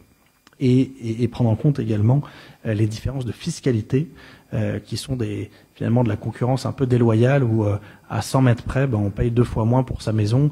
Quand on est agriculteur, on paye 3 fois moins sur ses hectares. Et ça, c'est important. L'autre chose, et j'en termine sur ces sujets, c'est que nous sommes allés rechercher des recettes importantes sur l'agrivoltaïque qui va arriver, sur le photovoltaïque, sur les biens vacances en mètres, sur la vente de véhicules, sur la vente de bâtiments. Je peux annoncer aujourd'hui qu'on est en bonne discussion sur la vente de l'ancien 10, l'ancienne caserne de pompiers. Voilà, on a optimisé fortement notre parc et ça a permis aussi de dégager un certain nombre de marges. La question des remparts est toujours prégnante. Alors je suis très heureux, je salue l'entreprise de Manu de Souza qui travaille pour l'évêché sur les remparts du Saint-Sacrement. Ils sont en ce moment même avec l'échafaudage, en ce moment en train de bosser là-dessus. Ça traite une petite partie du problème. Sur la copropriété des Ursulines et de la rue Rivaux, là aussi les travaux sont validés et vont pouvoir commencer. Sur le boulevard Gaston-Gelier, à côté du cimetière, les travaux étaient prévus pendant le film, sauf que le film va être tourné dans le cimetière, donc les travaux sont légèrement décalés à l'issue du film. Un mal pour un bien, si on veut. Et puis, il reste la question, il y a une petite question sur les remparts du jeu, mais là, c'est de la reprise et la DRAC a été très réactive. Il reste la question, 2 questions. Il y a des remparts Saint-Jean, où on rencontre des habitants bientôt, voilà, parce qu'ils aimeraient bien que la ville reprenne la gestion de leurs remparts. C'est pas forcément notre idée au départ. Et puis il y a le rempart situé au droit de la propriété de l'hôtel d'Aiguilly, appartenant à Monsieur Abord de Châtillon, où une médiation est encore en cours. Et cette médiation s'articule potentiellement autour de la cession ou de l'achat d'une partie des remparts. Pour traiter aussi la question de la propriété, puisque s'il y a cession, ça veut dire qu'on achète quelque chose qui n'était antérieurement pas à nous. Bon, le protocole, j'ai espéré à un moment pouvoir vous présenter le protocole à ce conseil municipal. Aujourd'hui, j'espère pouvoir vous le présenter au prochain conseil municipal. Il y a eu multiples réunions, y compris avec le président du tribunal administratif de Dijon. Voilà, on avance. Voilà, c'est une médiation dont les termes sont confidentiels, mais néanmoins, on avance autour de cette idée. Et comme j'avais annoncé pendant les vœux, j'espère que ça peut aboutir. En tout cas, nous, on est tout à fait prêts à aboutir. C'est assez calé de notre côté. Il reste à déterminer, du côté des parties adverses, les concessions réciproques précises. Donc voilà, il peut y avoir un traitement différencié effectivement entre les remparts loraux, où nous sommes comportés en copropriétaires, en mitoyenneté. Nous avons fait 50-50 sur l'entretien des remparts au niveau de l'Oro, sur d'autres remparts qui sont clairement propriété de la ville, d'autres qui sont clairement et qui sont rénovés, d'autres qui sont clairement propriété de l'OPAC, d'autres qui sont clairement propriété de l'État vers le collège militaire, et d'autres effectivement qui appartiennent à des privés et où il pourrait y avoir une discussion, mais à l'issue évidemment de la médiation à bord de Châtillon, puisque chaque dossier pourrait influencer d'une manière ou d'une autre la conclusion de cette affaire. Et je vais oser quelque chose, nous n'avons jamais été aussi près de résoudre cette question du rempart McMahon. Voilà, bon. Alors, Dinan, c'est extrêmement intéressant, ce qui se passe à Dinan. Nous y étions il y a 2 ans pour l'Assemblée Générale de l'APVF. Alors, eux, ils avaient des effondrements massifs sur de nombreux endroits et répétitifs avec un climat marin.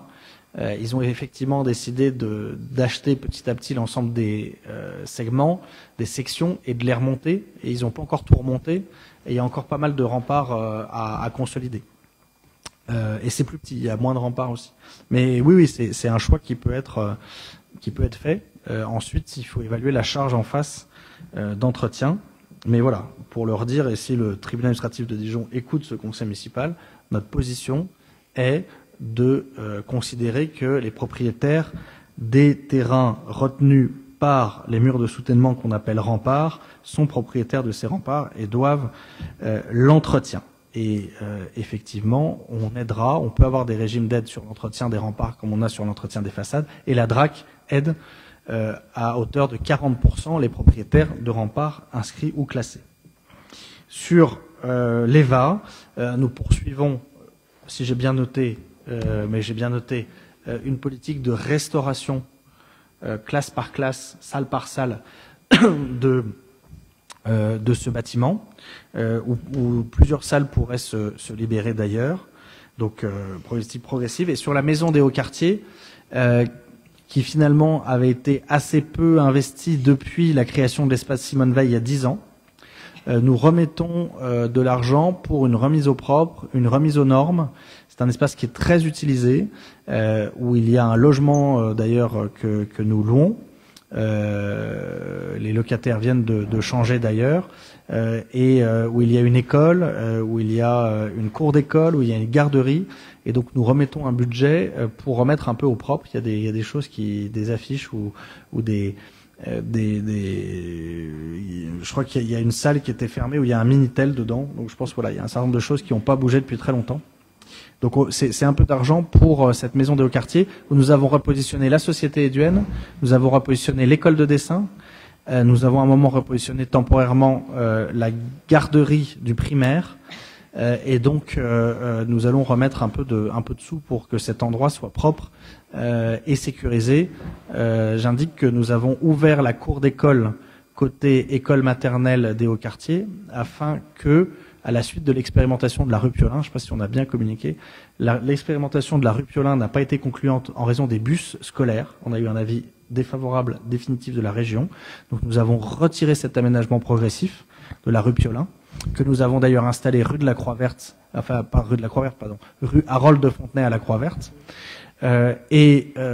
Néanmoins, pour sécuriser la sortie des enfants, les parents vont devoir marcher toujours rue Piolin sur le petit trottoir, mais la sortie des parents accompagnés de leurs enfants de maternelle se fait désormais par l'intérieur de la cour de l'école maternelle des hauts quartiers, ce qui sécurise, puisqu'ensuite on arrive sur la ruelle de la Charité et on peut retrouver son véhicule sans croiser de poids lourds ou sans croiser de véhicules de la rue Piolin.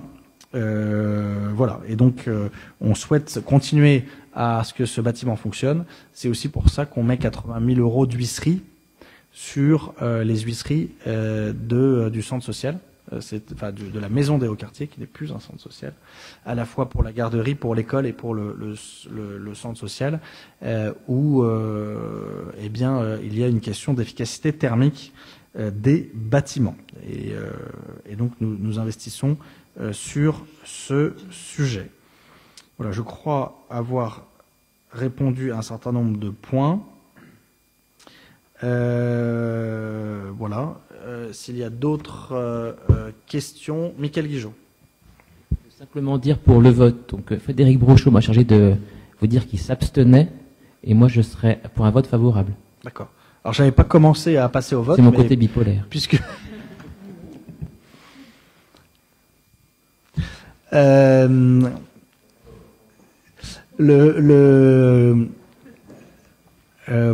donc voilà, puisque tu m'y invites, je vous propose de passer au vote.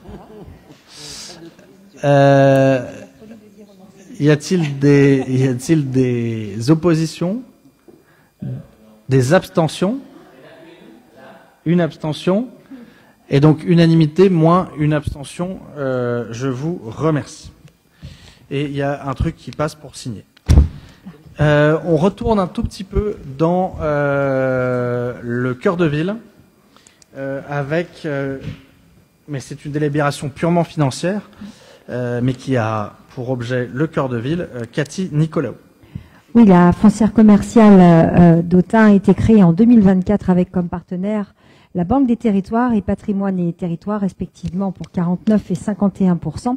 Cette foncière souhaite augmenter son nombre d'actifs sur le centre-ville d'Autun en acquérant 2 fonds de commerce supplémentaires aux 20 rue Au-Cordier et 9 rue Guérin. La Caisse des dépôts contribue au financement de ces nouveaux actifs au profit de la foncière commerciale d'Autun et la Banque des territoires accorde une garantie à hauteur de 50% du prêt.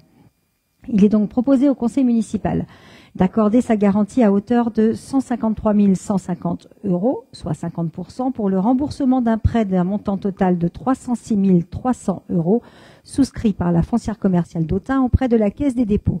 Ce prêt est destiné à financer l'achat de cellules commerciales en centre-ville d'Autun.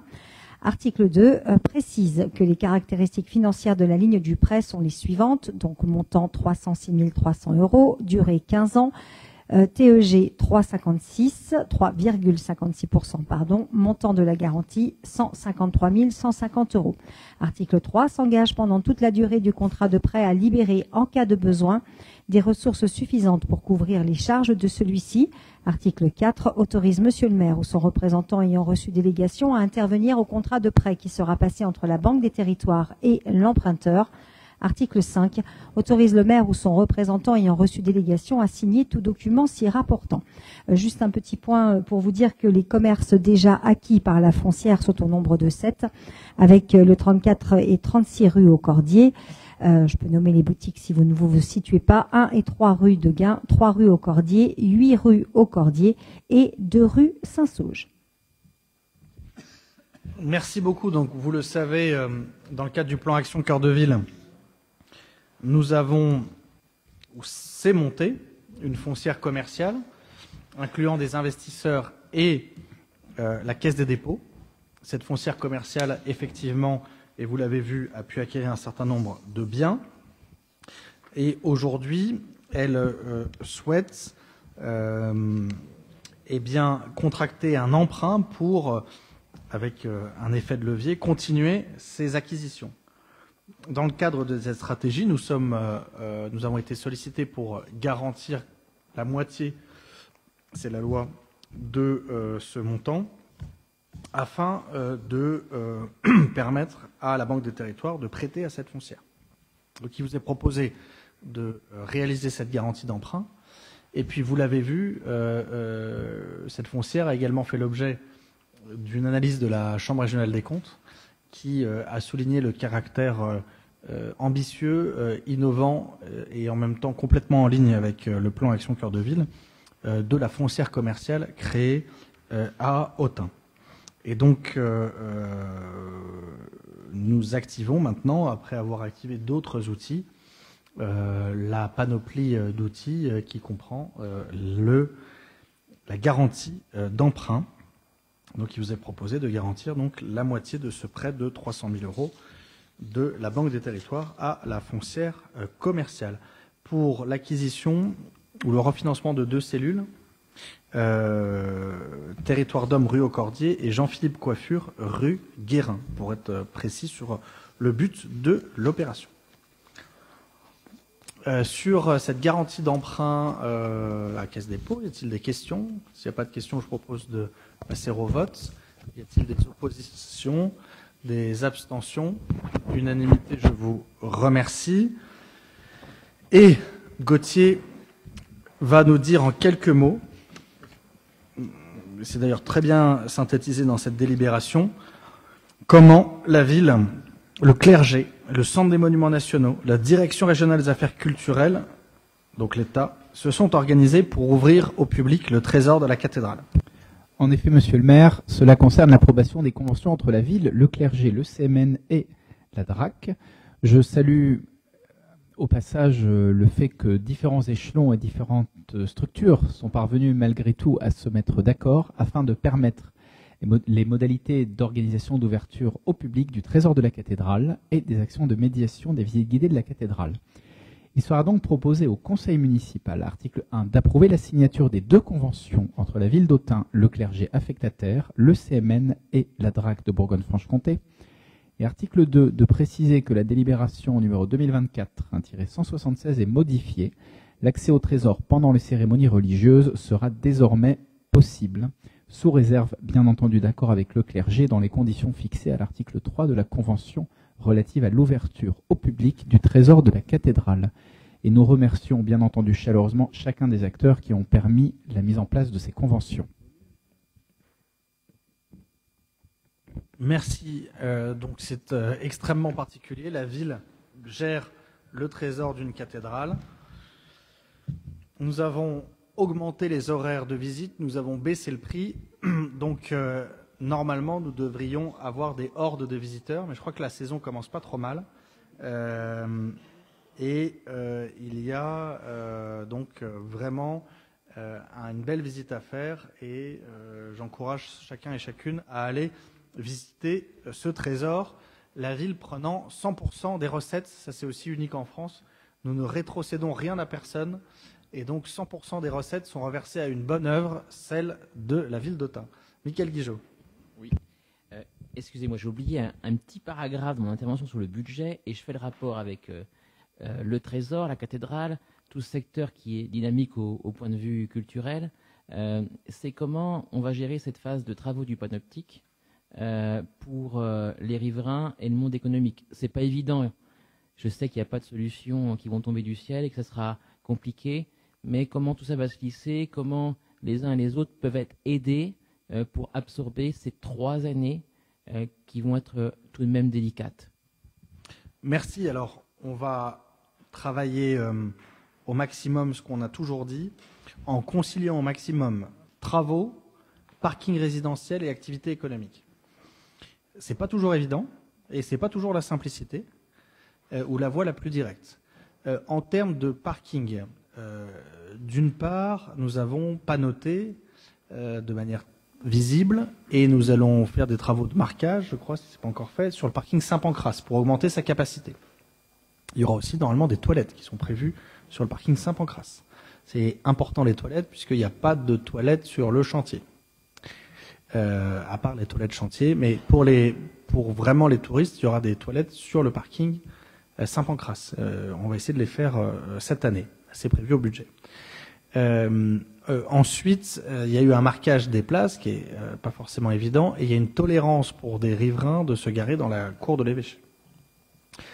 Nous regardons également comment optimiser des rues, quelques rues adjacentes pour aller chercher place par place quelques places dans le quartier. Nous avons vu ce week-end notamment qu'il pouvait y avoir un peu de stationnement anarchique et donc on va travailler avec la police municipale pour que ce stationnement anarchique ne soit pas déraisonnable. Il n'est pas obligatoire d'être extrêmement sévère sur des gens qui ne trouvent absolument aucune place. Néanmoins, il faut que ce stationnement de véhicules ne crée pas de dangerosité, notamment quand il y aura des flux de camions. Ça, c'est sur le stationnement résidentiel. Je pense aussi que pour un certain nombre d'habitants, je me mets dedans, la pratique du vélo va devenir une nécessité, ou en tout cas le fait d'aller à pied au centre-ville et d'utiliser beaucoup plus le parking du Champ de Mars que des poches de parking sur les hauts quartiers. Bon. En sachant que à l'issue de la phase travaux, la destination exacte de la place Saint-Nicolas n'est pas encore définie. On peut envisager qu'elle reste parking. J'ai dit quoi? Saint-Nicolas? Ah, pardon. C'est la fatigue. Saint-Louis. Merci Roger. Il y a Roger qui suit. Hein. C'est le seul à suivre. Hein. Voilà. Donc la place Saint-Louis, effectivement, sa destination n'est pas encore déterminée. Ça, c'est pour les parkings. C'est pas évident, mais pour l'instant, depuis une semaine où le chantier est installé, je trouve qu'on y arrive encore. On n'est pas encore au pic de la saison. Voilà, on va faire un téléphérique depuis Saint-Pancras. Ça monte un petit peu. Ah ben ça monte effectivement. Les hauts quartiers, je vous confirme que les hauts quartiers sont en hauteur. Mais on a la chance à Autun d'avoir une ville où il y a plus de rues qui descendent que de rues qui montent.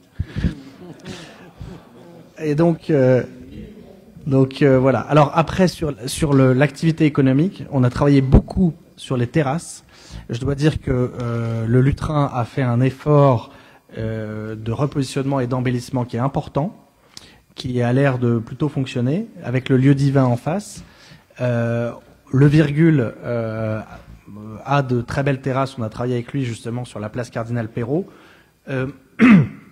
Donc on n'est même pas mal du tout. On aurait pu craindre vraiment des difficultés sur l'activité économique dans les hauts quartiers. On est plutôt sur des restaurateurs inventifs, résilients et qui jouent le jeu.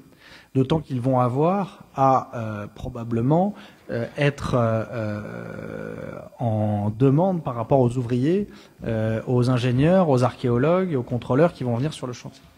Voilà, donc on va essayer de continuer cette démarche en poursuivant le chantier et en conciliant au maximum que l'on peut le parking, en préservant le parking, en ne prenant que le parking strictement nécessaire et en conciliant également l'activité des restaurateurs aussi autant que possible.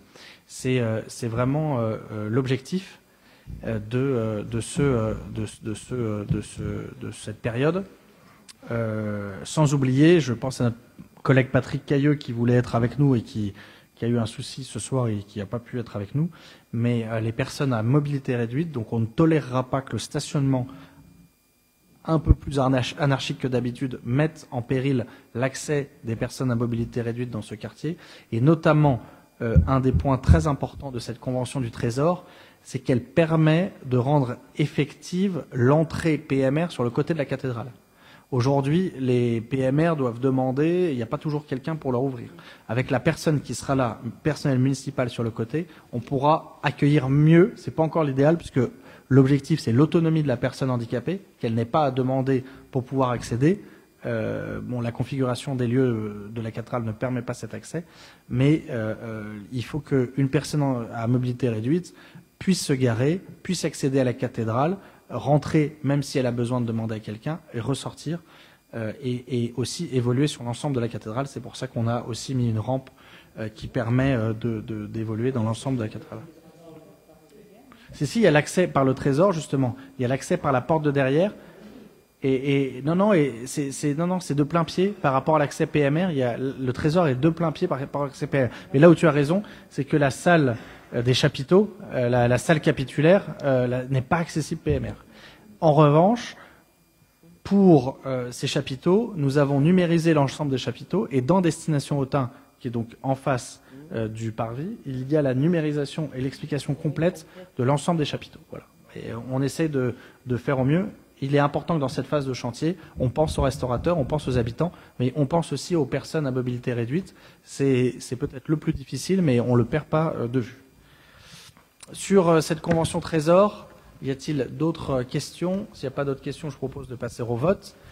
Y a-t-il des oppositions, des abstentions? Unanimité, je vous remercie. Je remercie Monsieur le Préfet, Monseigneur Rivière, le Père Manoukian, et je ne sais pas qui dirige le CMN, c'est pas grave, mais c'est surtout eux qui ont travaillé sur cette convention et qui ont permis finalement que ce trésor soit ouvert dans de bonnes conditions. Et qui nous parle, c'est Cathy qui nous parle de changer l'eau des fleurs. Cathy qui va être figurante, d'ailleurs. Ah bon? Non, je ne sais pas. Les castings ont lieu en ce moment même. Je n'ai pas postulé, mais bon. Très bien. Merci beaucoup. L'intérêt culturel de la commune d'Autun à soutenir la production cinématographique et audiovisuelle en accueillant régulièrement des tournages de films, documentaires, courts et longs métrages, avec parfois l'appui du bureau d'accueil des tournages de Bourgogne-Franche-Comté, n'est plus à démontrer. La ville a la volonté de faciliter les projets ayant un intérêt historique, thématique ou géographique en lien avec le territoire. Elle y voit d'ailleurs la possibilité d'une visibilité bénéfique à l'image de la commune et du territoire. Il ne faut bien sûr pas négliger non plus l'économie générée autour des tournages par les nombreuses sollicitations en hébergement, logistique, travaux et prestations diverses sollicitées auprès du tissu économique local, ce qui peut faire d'ailleurs écho à la demande tout à l'heure de Michael Guigeot sur la manière dont on pouvait soutenir l'offre hôtelière. C'est aussi en activant tous les leviers pour pouvoir accueillir ce genre de tournage. La demande formulée par la société 24-25 Films nous a été effectuée il y a quelques semaines maintenant, basée à Paris, autour de monsieur Jean-Pierre Jeunet, réalisateur travaillant à l'adaptation cinématographique du roman Changer l'eau des fleurs de Valérie Perrin, pour utiliser aux fins de décor principal du film le cimetière de la Maladière à Autun, ainsi que plusieurs autres décors secondaires relevant du domaine public ou privé communal. Considérant qu'une convention entre la commune d'Autun et la société de production est nécessaire afin de définir les modalités et conditions de mise en œuvre de ce tournage, d'en fixer les obligations légales et matérielles des parties, ainsi que les redevances associées. Juste avant peut-être de faire voter ou de vous parler de la convention si vous le souhaitez, ou de vous demander de l'approuver, peut-être un petit mot tout de même pour saluer ce tournage à Autun autour de Monsieur Jean-Pierre Jeunet, pour ceux qui ne le connaissent pas. C'est évidemment l'illustre réalisateur français aux multiples Oscars et César, avec notamment Le fabuleux destin d'Amélie Poulain, avec Audrey Tautou et avec l'auteur qui est d'ailleurs un acteur fétiche de Jean-Pierre Jeunet, Dominique Pinon, que l'on devrait d'ailleurs retrouver dans Changer l'eau des fleurs. Jean-Pierre Jeunet, c'est aussi Un long dimanche de fiançailles, l'adaptation du roman de Sébastien Japrisot, qui remportera pas moins de 5 Césars tout de même. Nous sommes d'ailleurs certains que le film qui sera tourné à Autun remportera le même succès, l'adaptation donc du roman de Valérie Perrin, qui est presque l'enfant du pays, puisqu'elle est née à Gueugnon, dans une famille de footballeurs, avec un papa qui a longtemps été le président du FC Gueugnon. Valérie Perrin, qui a connu un succès retentissant avec son deuxième roman, donc Changer l'eau des fleurs, dans lequel elle décrit le quotidien de Violette Toussaint, qui sera incarnée par la sublime et talentueuse Leila Bekti. D'un point de vue peut-être du calendrier du tournage, il se ferait du 5 mai au 5 juin environ. Les préparatifs ont lieu depuis le 10 mars et les différentes remises en état s'effectueront entre le 6 et 27 juin. On en parlait tout à l'heure.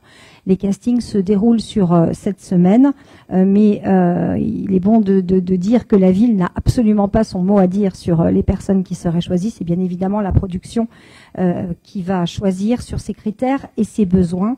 Et puis pour finir, avant d'approuver, je l'espère, cette convention, je voudrais saluer l'excellent travail qui est réalisé en partenariat avec toutes les équipes du film et nos services, avec la coordination notamment de notre directeur de cabinet, Damien Herlem. Il est donc proposé au conseil municipal d'approuver la convention relative aux modalités d'accueil du tournage du film Changer l'eau des fleurs à Autun au printemps 2025, d'autoriser monsieur le maire ou son représentant ayant reçu délégation à signer tout document s'y rapportant. Merci beaucoup Cathy. Je croise les doigts pour que tu sois retenue comme figurante dans le film, même si, comme tu l'as dit, nous n'avons pas notre mot à dire dans le jury de sélection. Pour saluer effectivement cet événement qui fait partie aussi de l'attractivité. Si Changer l'eau des fleurs a le même succès que Le fabuleux destin d'Amélie Poulain, on va avoir là des cars de touristes à accueillir, et c'est pas complètement exclu. Une contrepartie. Donc il y a une soulte par jour de tournage autour de 20 000 euros probablement espérés. Il y a un mécénat sur la réfection des tombes historiques du cimetière autour de 4 000 euros, et la production également a entièrement rénové la maison du gardien du cimetière à ses frais pour les besoins du tournage. Donc la convention aussi détermine les conditions de tournage. C'est un tournage très particulier. On a beaucoup réfléchi, on a cadré les choses, puisqu'une partie du film sera tournée au cimetière d'Autun. Jean-Pierre Jeunet ayant lui-même son grand-oncle enterré au cimetière d'Autun. C'est un peu un hasard, mais c'est une réalité, avec le plus grand respect pour les sépultures, pour les personnes qui visitent le cimetière. Donc il y aura évidemment une suspension du tournage s'il y a des inhumations. Il y aura des personnes aussi à l'entrée du cimetière pour expliquer qu'il y a un film qui se tourne. Il y aura également le floutage ou le changement éventuel des noms sur les tombes à l'image pour qu'on ne puisse pas reconnaître des sépultures de personnes défuntes sous leur vrai nom. Donc voilà, c'est un tournage assez délicat, mais on fait complètement confiance au professionnalisme. On sera là, on remercie Cyril Pignon aussi, le gardien du cimetière, qui a fait un gros boulot, qui a accepté de laisser son propre logement, et on sera aussi en accompagnement pour que ce lieu très très particulier, tourner un film dans un cimetière, c'est assez rare, et donc se déroule le mieux possible, et je dois dire que la collaboration est pour l'instant excellente avec toute l'équipe du film, qui est aussi très ouvert, je crois, à discuter. Je crois qu'il y a des choses aussi avec le cinéma Arletty qui sont en train de se mettre en place pour tous les fans de cinéma. Après un film formidable qu'il faut aller voir et revoir, Nous les Leroy, de l'enfant du pays, Florent Bernard, qui a connu un succès d'estime pour le premier film de Florent Bernard, avec Charlotte Gainsbourg. Eh bien, on est, grâce effectivement à notre partenariat avec le bureau des tournages de Bourgogne-Franche-Comté, une destination cinématographique qui a vocation à se développer. Et là aussi, c'est de l'activité, puisque je crois que tous les hôtels, toutes les chambres d'hôtes, le moindre Airbnb est pris d'assaut par l'ensemble de l'équipe du film pour ce tournage. Et j'ai hâte de pouvoir vous inviter à l'avant-première dans les prochaines semaines, enfin prochains mois plutôt, de ce film qui va commencer à se tourner. Sur Changer l'eau des fleurs de Valérie Perrin, la guignonnaise, film Made in Saône-et-Loire du coup. Y a-t-il des questions? S'il n'y a pas de questions, je propose de passer au vote. Y a-t-il des oppositions, des abstentions? Unanimité, je vous remercie. Et nous passons à des conventions avec des associations, que les gens qui sont dans les associations précitées ou suscitées prennent bien le temps de sortir. Donc Gauthier Jiménez je crois que sort de la salle. Il y a un problème parce que je fais partie de l'association aussi, donc je peux pas Tout à fait. C'est exactement ce que je me disais. Okay. Tout à fait. Donc je te propose, Sarah, également de sortir de la salle. Est-ce qu'il y a d'autres personnes qui sont membres d'Autun Destination Culture? Français Gibels. Alors attendez. Ok. Donc c'est bon, mais je ne sais pas si on a encore le quorum. C'est la débilité de cette loi. Qui c'est qui est au bureau de Autun Destination Culture?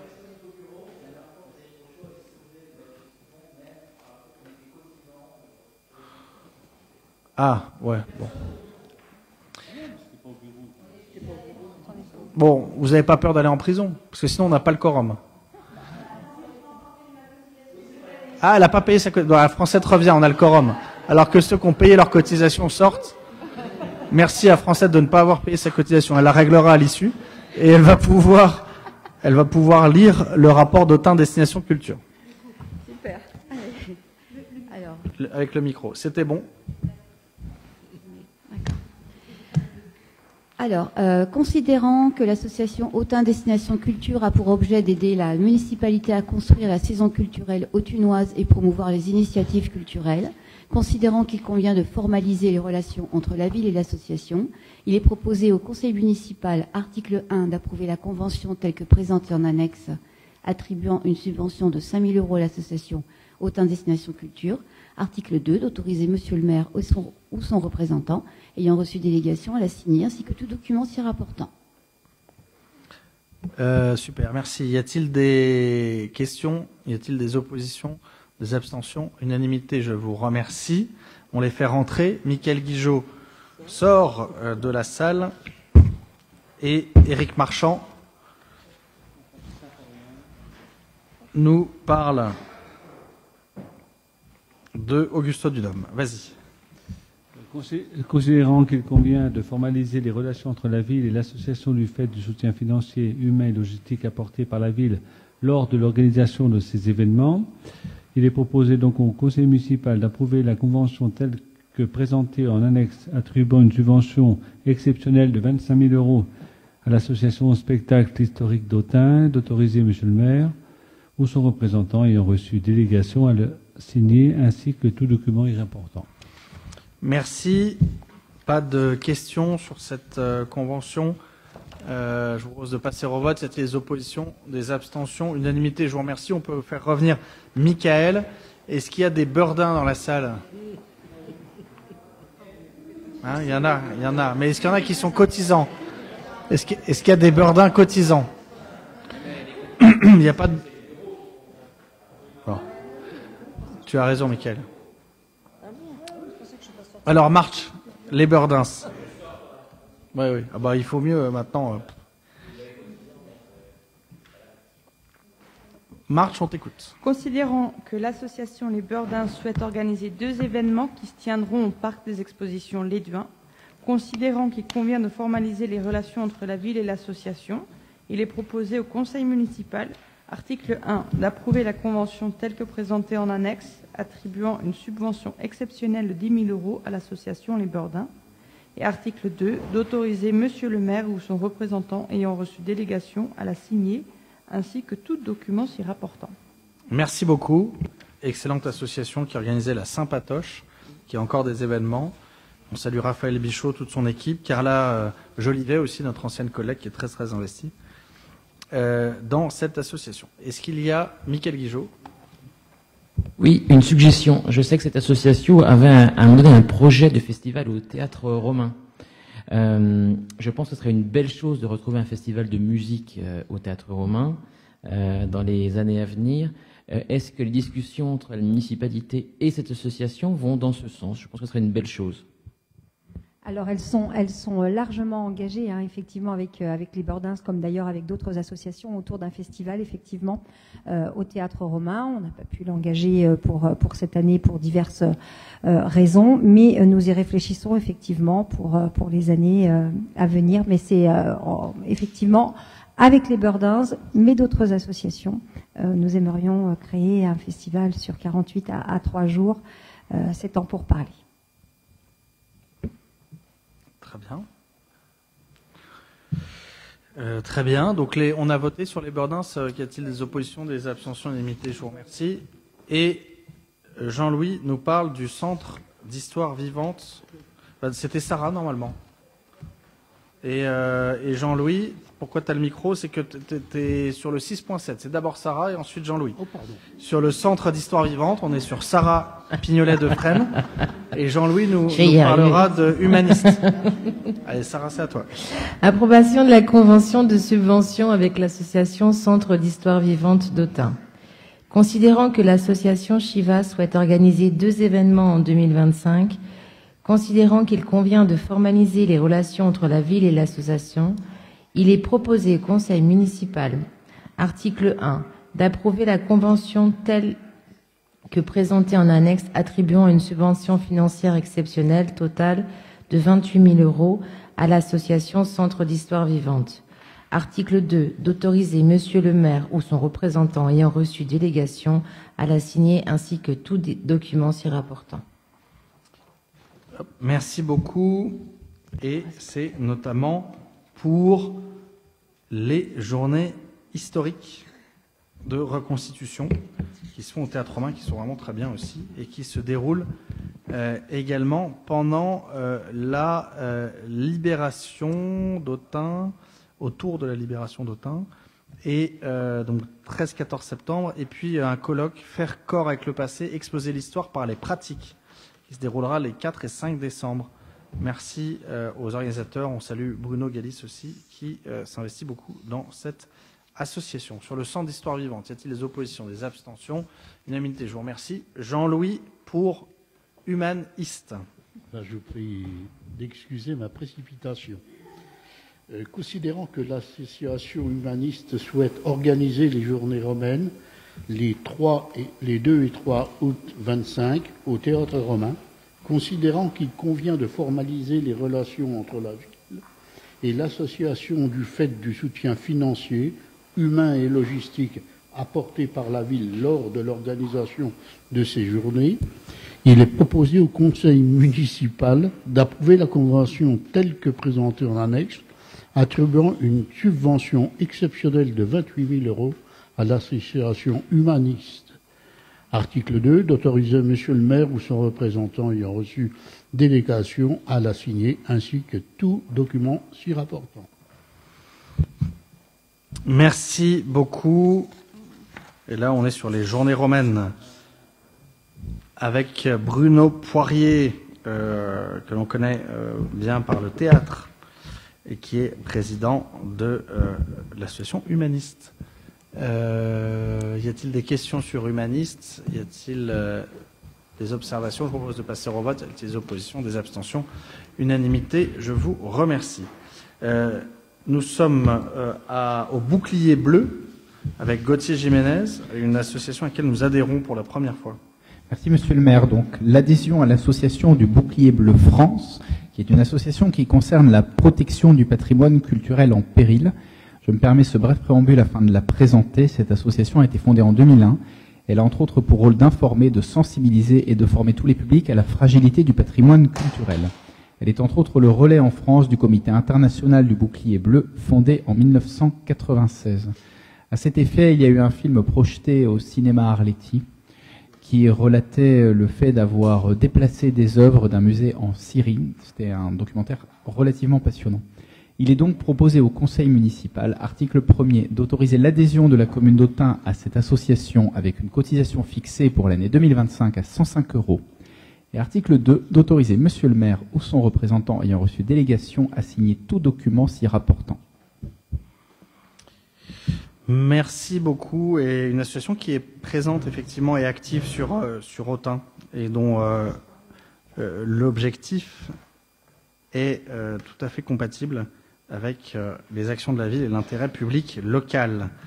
Sur le bouclier bleu, y a-t-il des questions? S'il n'y a pas de questions, je vous propose de passer au vote. Y a-t-il des oppositions, des abstentions? Unanimité, je vous remercie. Les musées de Bourgogne-Franche-Comté ont une association. Nous y adhérons, Roger Vernet, avec le micro.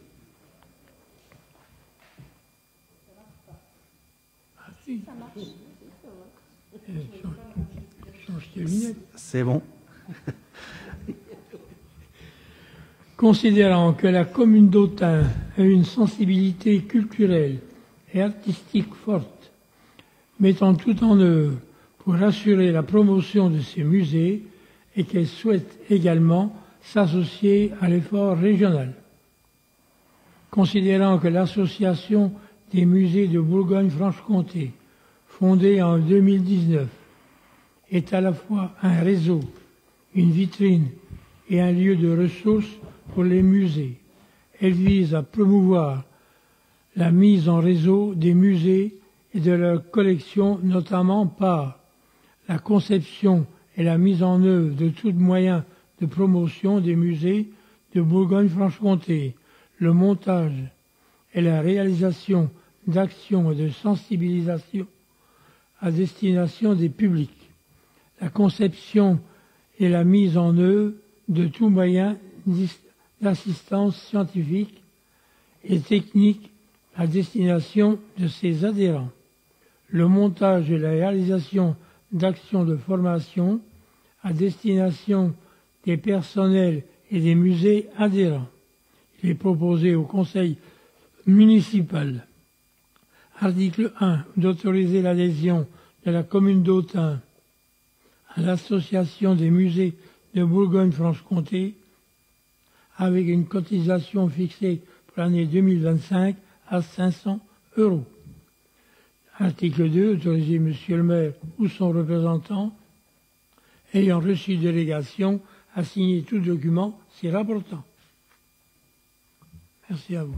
Merci beaucoup. Et donc, à la demande de la DRAC, du service aussi musée patrimoine de la ville d'Autun, nous adhérons à cette association, ce réseau des musées de Bourgogne-Franche-Comté. Sur l'association des musées de Bourgogne-Franche-Comté, y a-t-il des questions? Je pense que c'est Gauthier qui va nous représenter. On n'a pas forcément délibéré pour un représentant, mais ou Agathe Legros.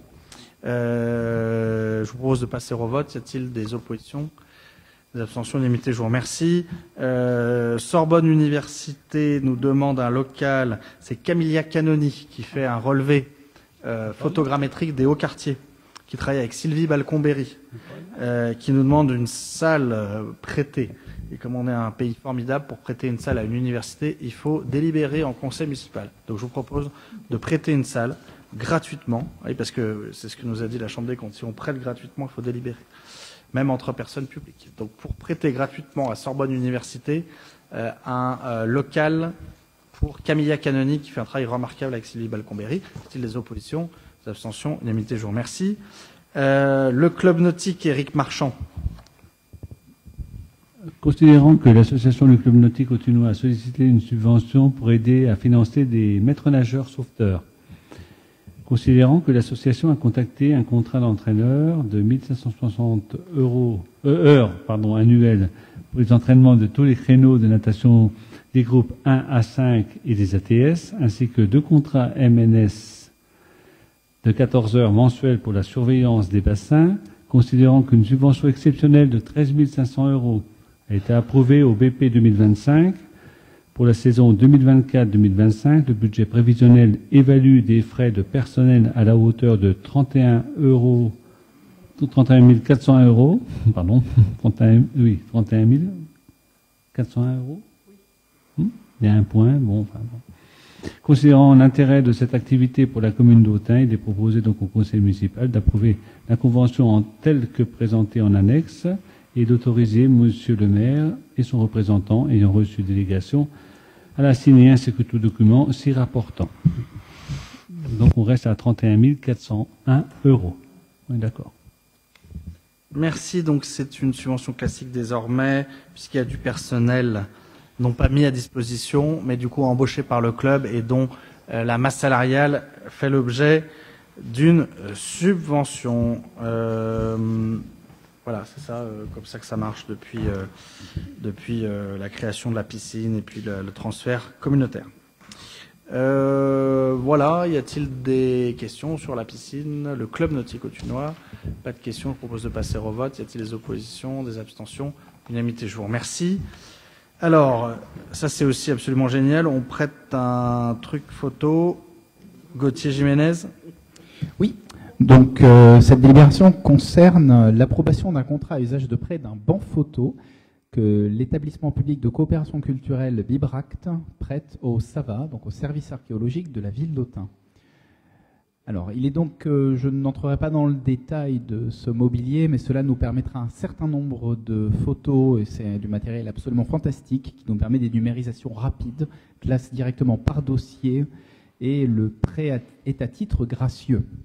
Donc, article 1er, d'approuver la signature d'un contrat à usage de prêt entre la ville d'Autun et le Bibract EPCC pour le prêt à titre gracieux d'un banc photographique automatisé. Et article 2, d'autoriser monsieur le maire ou son représentant à signer la convention ainsi que tout document nécessaire se rapportant à ce dossier. Merci beaucoup. Est-ce que quelqu'un s'oppose à ce qu'on prête à ce qu'on se fasse prêter un banc photo par Bibract? Voilà. Pas d'opposition, pas d'abstention, unanimité, je vous remercie. Alors, tu continues, Gauthier. Alors là, on est sur des choses plus importantes et on approche de la fin. Donc, c'est les 2 marchés publics. On passe peu de marchés publics, en fait, très très peu, puisqu'on passe des marchés à procédure adaptée, on passe des demandes de devis, on passe des achats de prestations. Mais sur ces 2 points suivants, dans le cadre du panoptique, Jean-Baptiste Rézois nous en dira un tout petit mot. Nous passons 2 marchés publics. Je vais peut-être, avant que Gauthier lise la délibération, je vais peut-être laisser la parole à Jean-Baptiste Rézois pour nous rappeler aussi le cadre réglementaire de ces marchés publics, la temporalité et comment eh bien, ça va se dérouler, puisqu'on est en réalité sur les marchés du panoptique. On avait les 2 premiers marchés avec CBM et Dufrègne. Là, on est finalement dans la construction, la réalisation concrète. Jean-Baptiste, je vous laisse le micro. Merci, monsieur le maire. Mesdames et messieurs, donc la phase de travaux a commencé avec un marché qui concerne pour le moment que 2 lots, donc 4 entreprises co-traitantes, et on va lancer d'ici la fin de l'année, en fonction de l'état d'avancement des travaux qui sont en cours de démarrage sur le chantier, nous lancerons l'ensemble des lots qui vont permettre la construction du futur musée.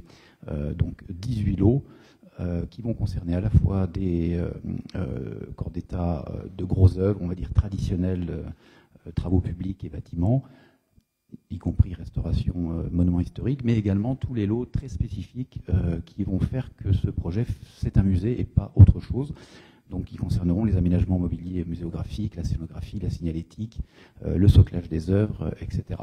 Donc, cette opération, et c'est l'objet de la délibération qui vous est, les 2 délibérations qui vous sont présentées, c'est d'abord l'appel d'offres pour les 17 principaux lots de grosses œuvres et secondes œuvres et d'aménagement du musée et de ses espaces périphériques, en VRD et aménagement paysager, dans le cadre d'un appel d'offres ouvert, et un lot qui est isolé, qui est un lot très technique, très spécifique, directement lié à la muséographie, qui est un lot qui concerne les multimédias du futur musée.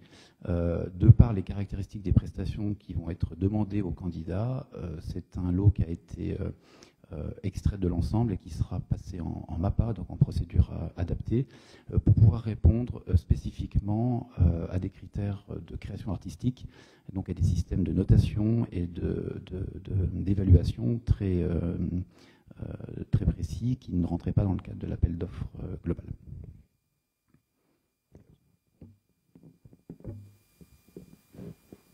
Merci beaucoup. On reparlera dans la deuxième délibération, effectivement, sur la création artistique de la rémunération des candidats. C'est le même processus que pour des appels d'offres de marché d'architecture. Et puis, ce qui était très important aussi, on essaye au maximum de permettre à des entreprises locales de répondre. Un allotissement en 17 lots, 18, qui nous permettent effectivement à ce que des entreprises locales puissent répondre. Un marché à 19 millions, elles n'auraient pas forcément eu la taille. Et en même temps, de ne pas avoir trop de petits lots pour pouvoir avoir des lots cohérents. C'était tout un travail important. Et je sais que la CAPEB, notamment, est très attentive à la politique d'allotissement des collectivités pour permettre aux TPE, PME, surtout PME, de répondre au marché public et qu'on ne soit pas uniquement sur des majors et des très grandes entreprises sur ce type de lot, même si on sait qu'elles sous-traitent. C'est aussi une stratégie que nous mettons en place. Les 2 premières entreprises retenues, 2 entreprises co-traitantes autunoises. Voilà. Et maintenant, la balle est dans le camp, à l'issue de cette délibération, des entreprises autunoises dans l'ensemble de ces spécialités pour nous faire leurs meilleures offres et être retenues sur ce chantier emblématique. Gauthier, je te laisse détailler cet allotissement.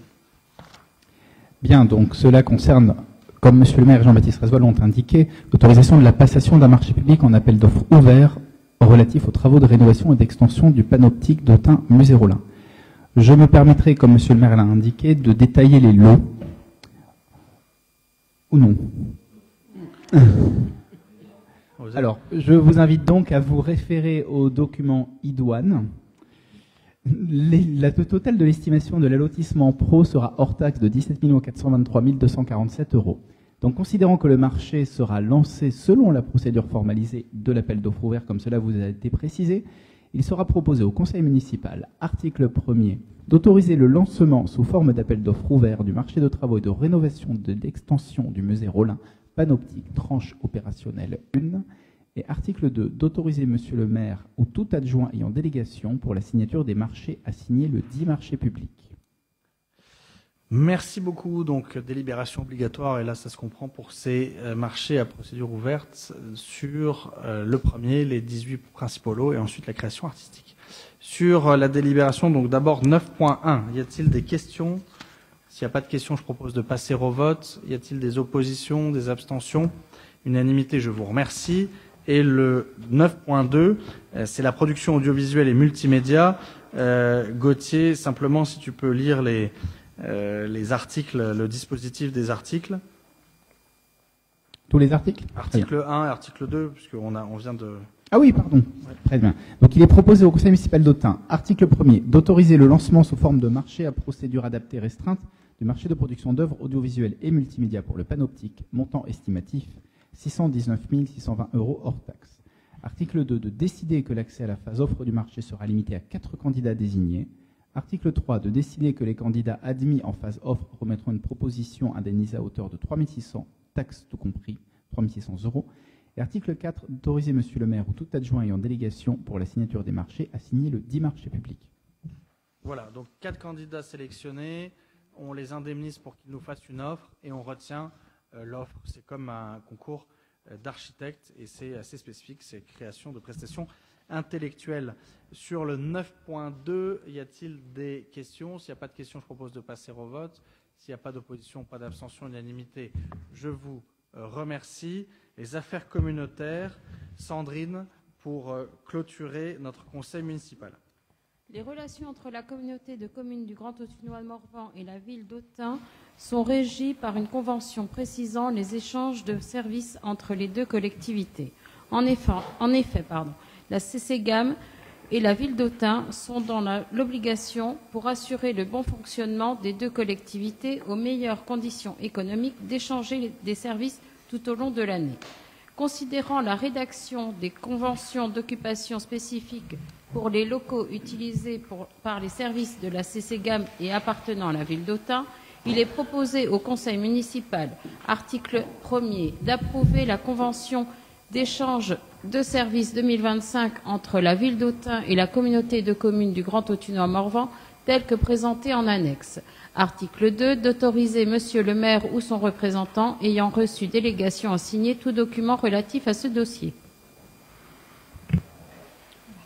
Merci beaucoup. Sur cette convention classique qui a été travaillée par les services, y a-t-il des questions? S'il n'y a pas de questions, je propose de passer au vote. Y a-t-il des oppositions, des abstentions? Unanimité, je vous remercie. On se retrouve fin juin pour le prochain conseil municipal. Bonne soirée à tous.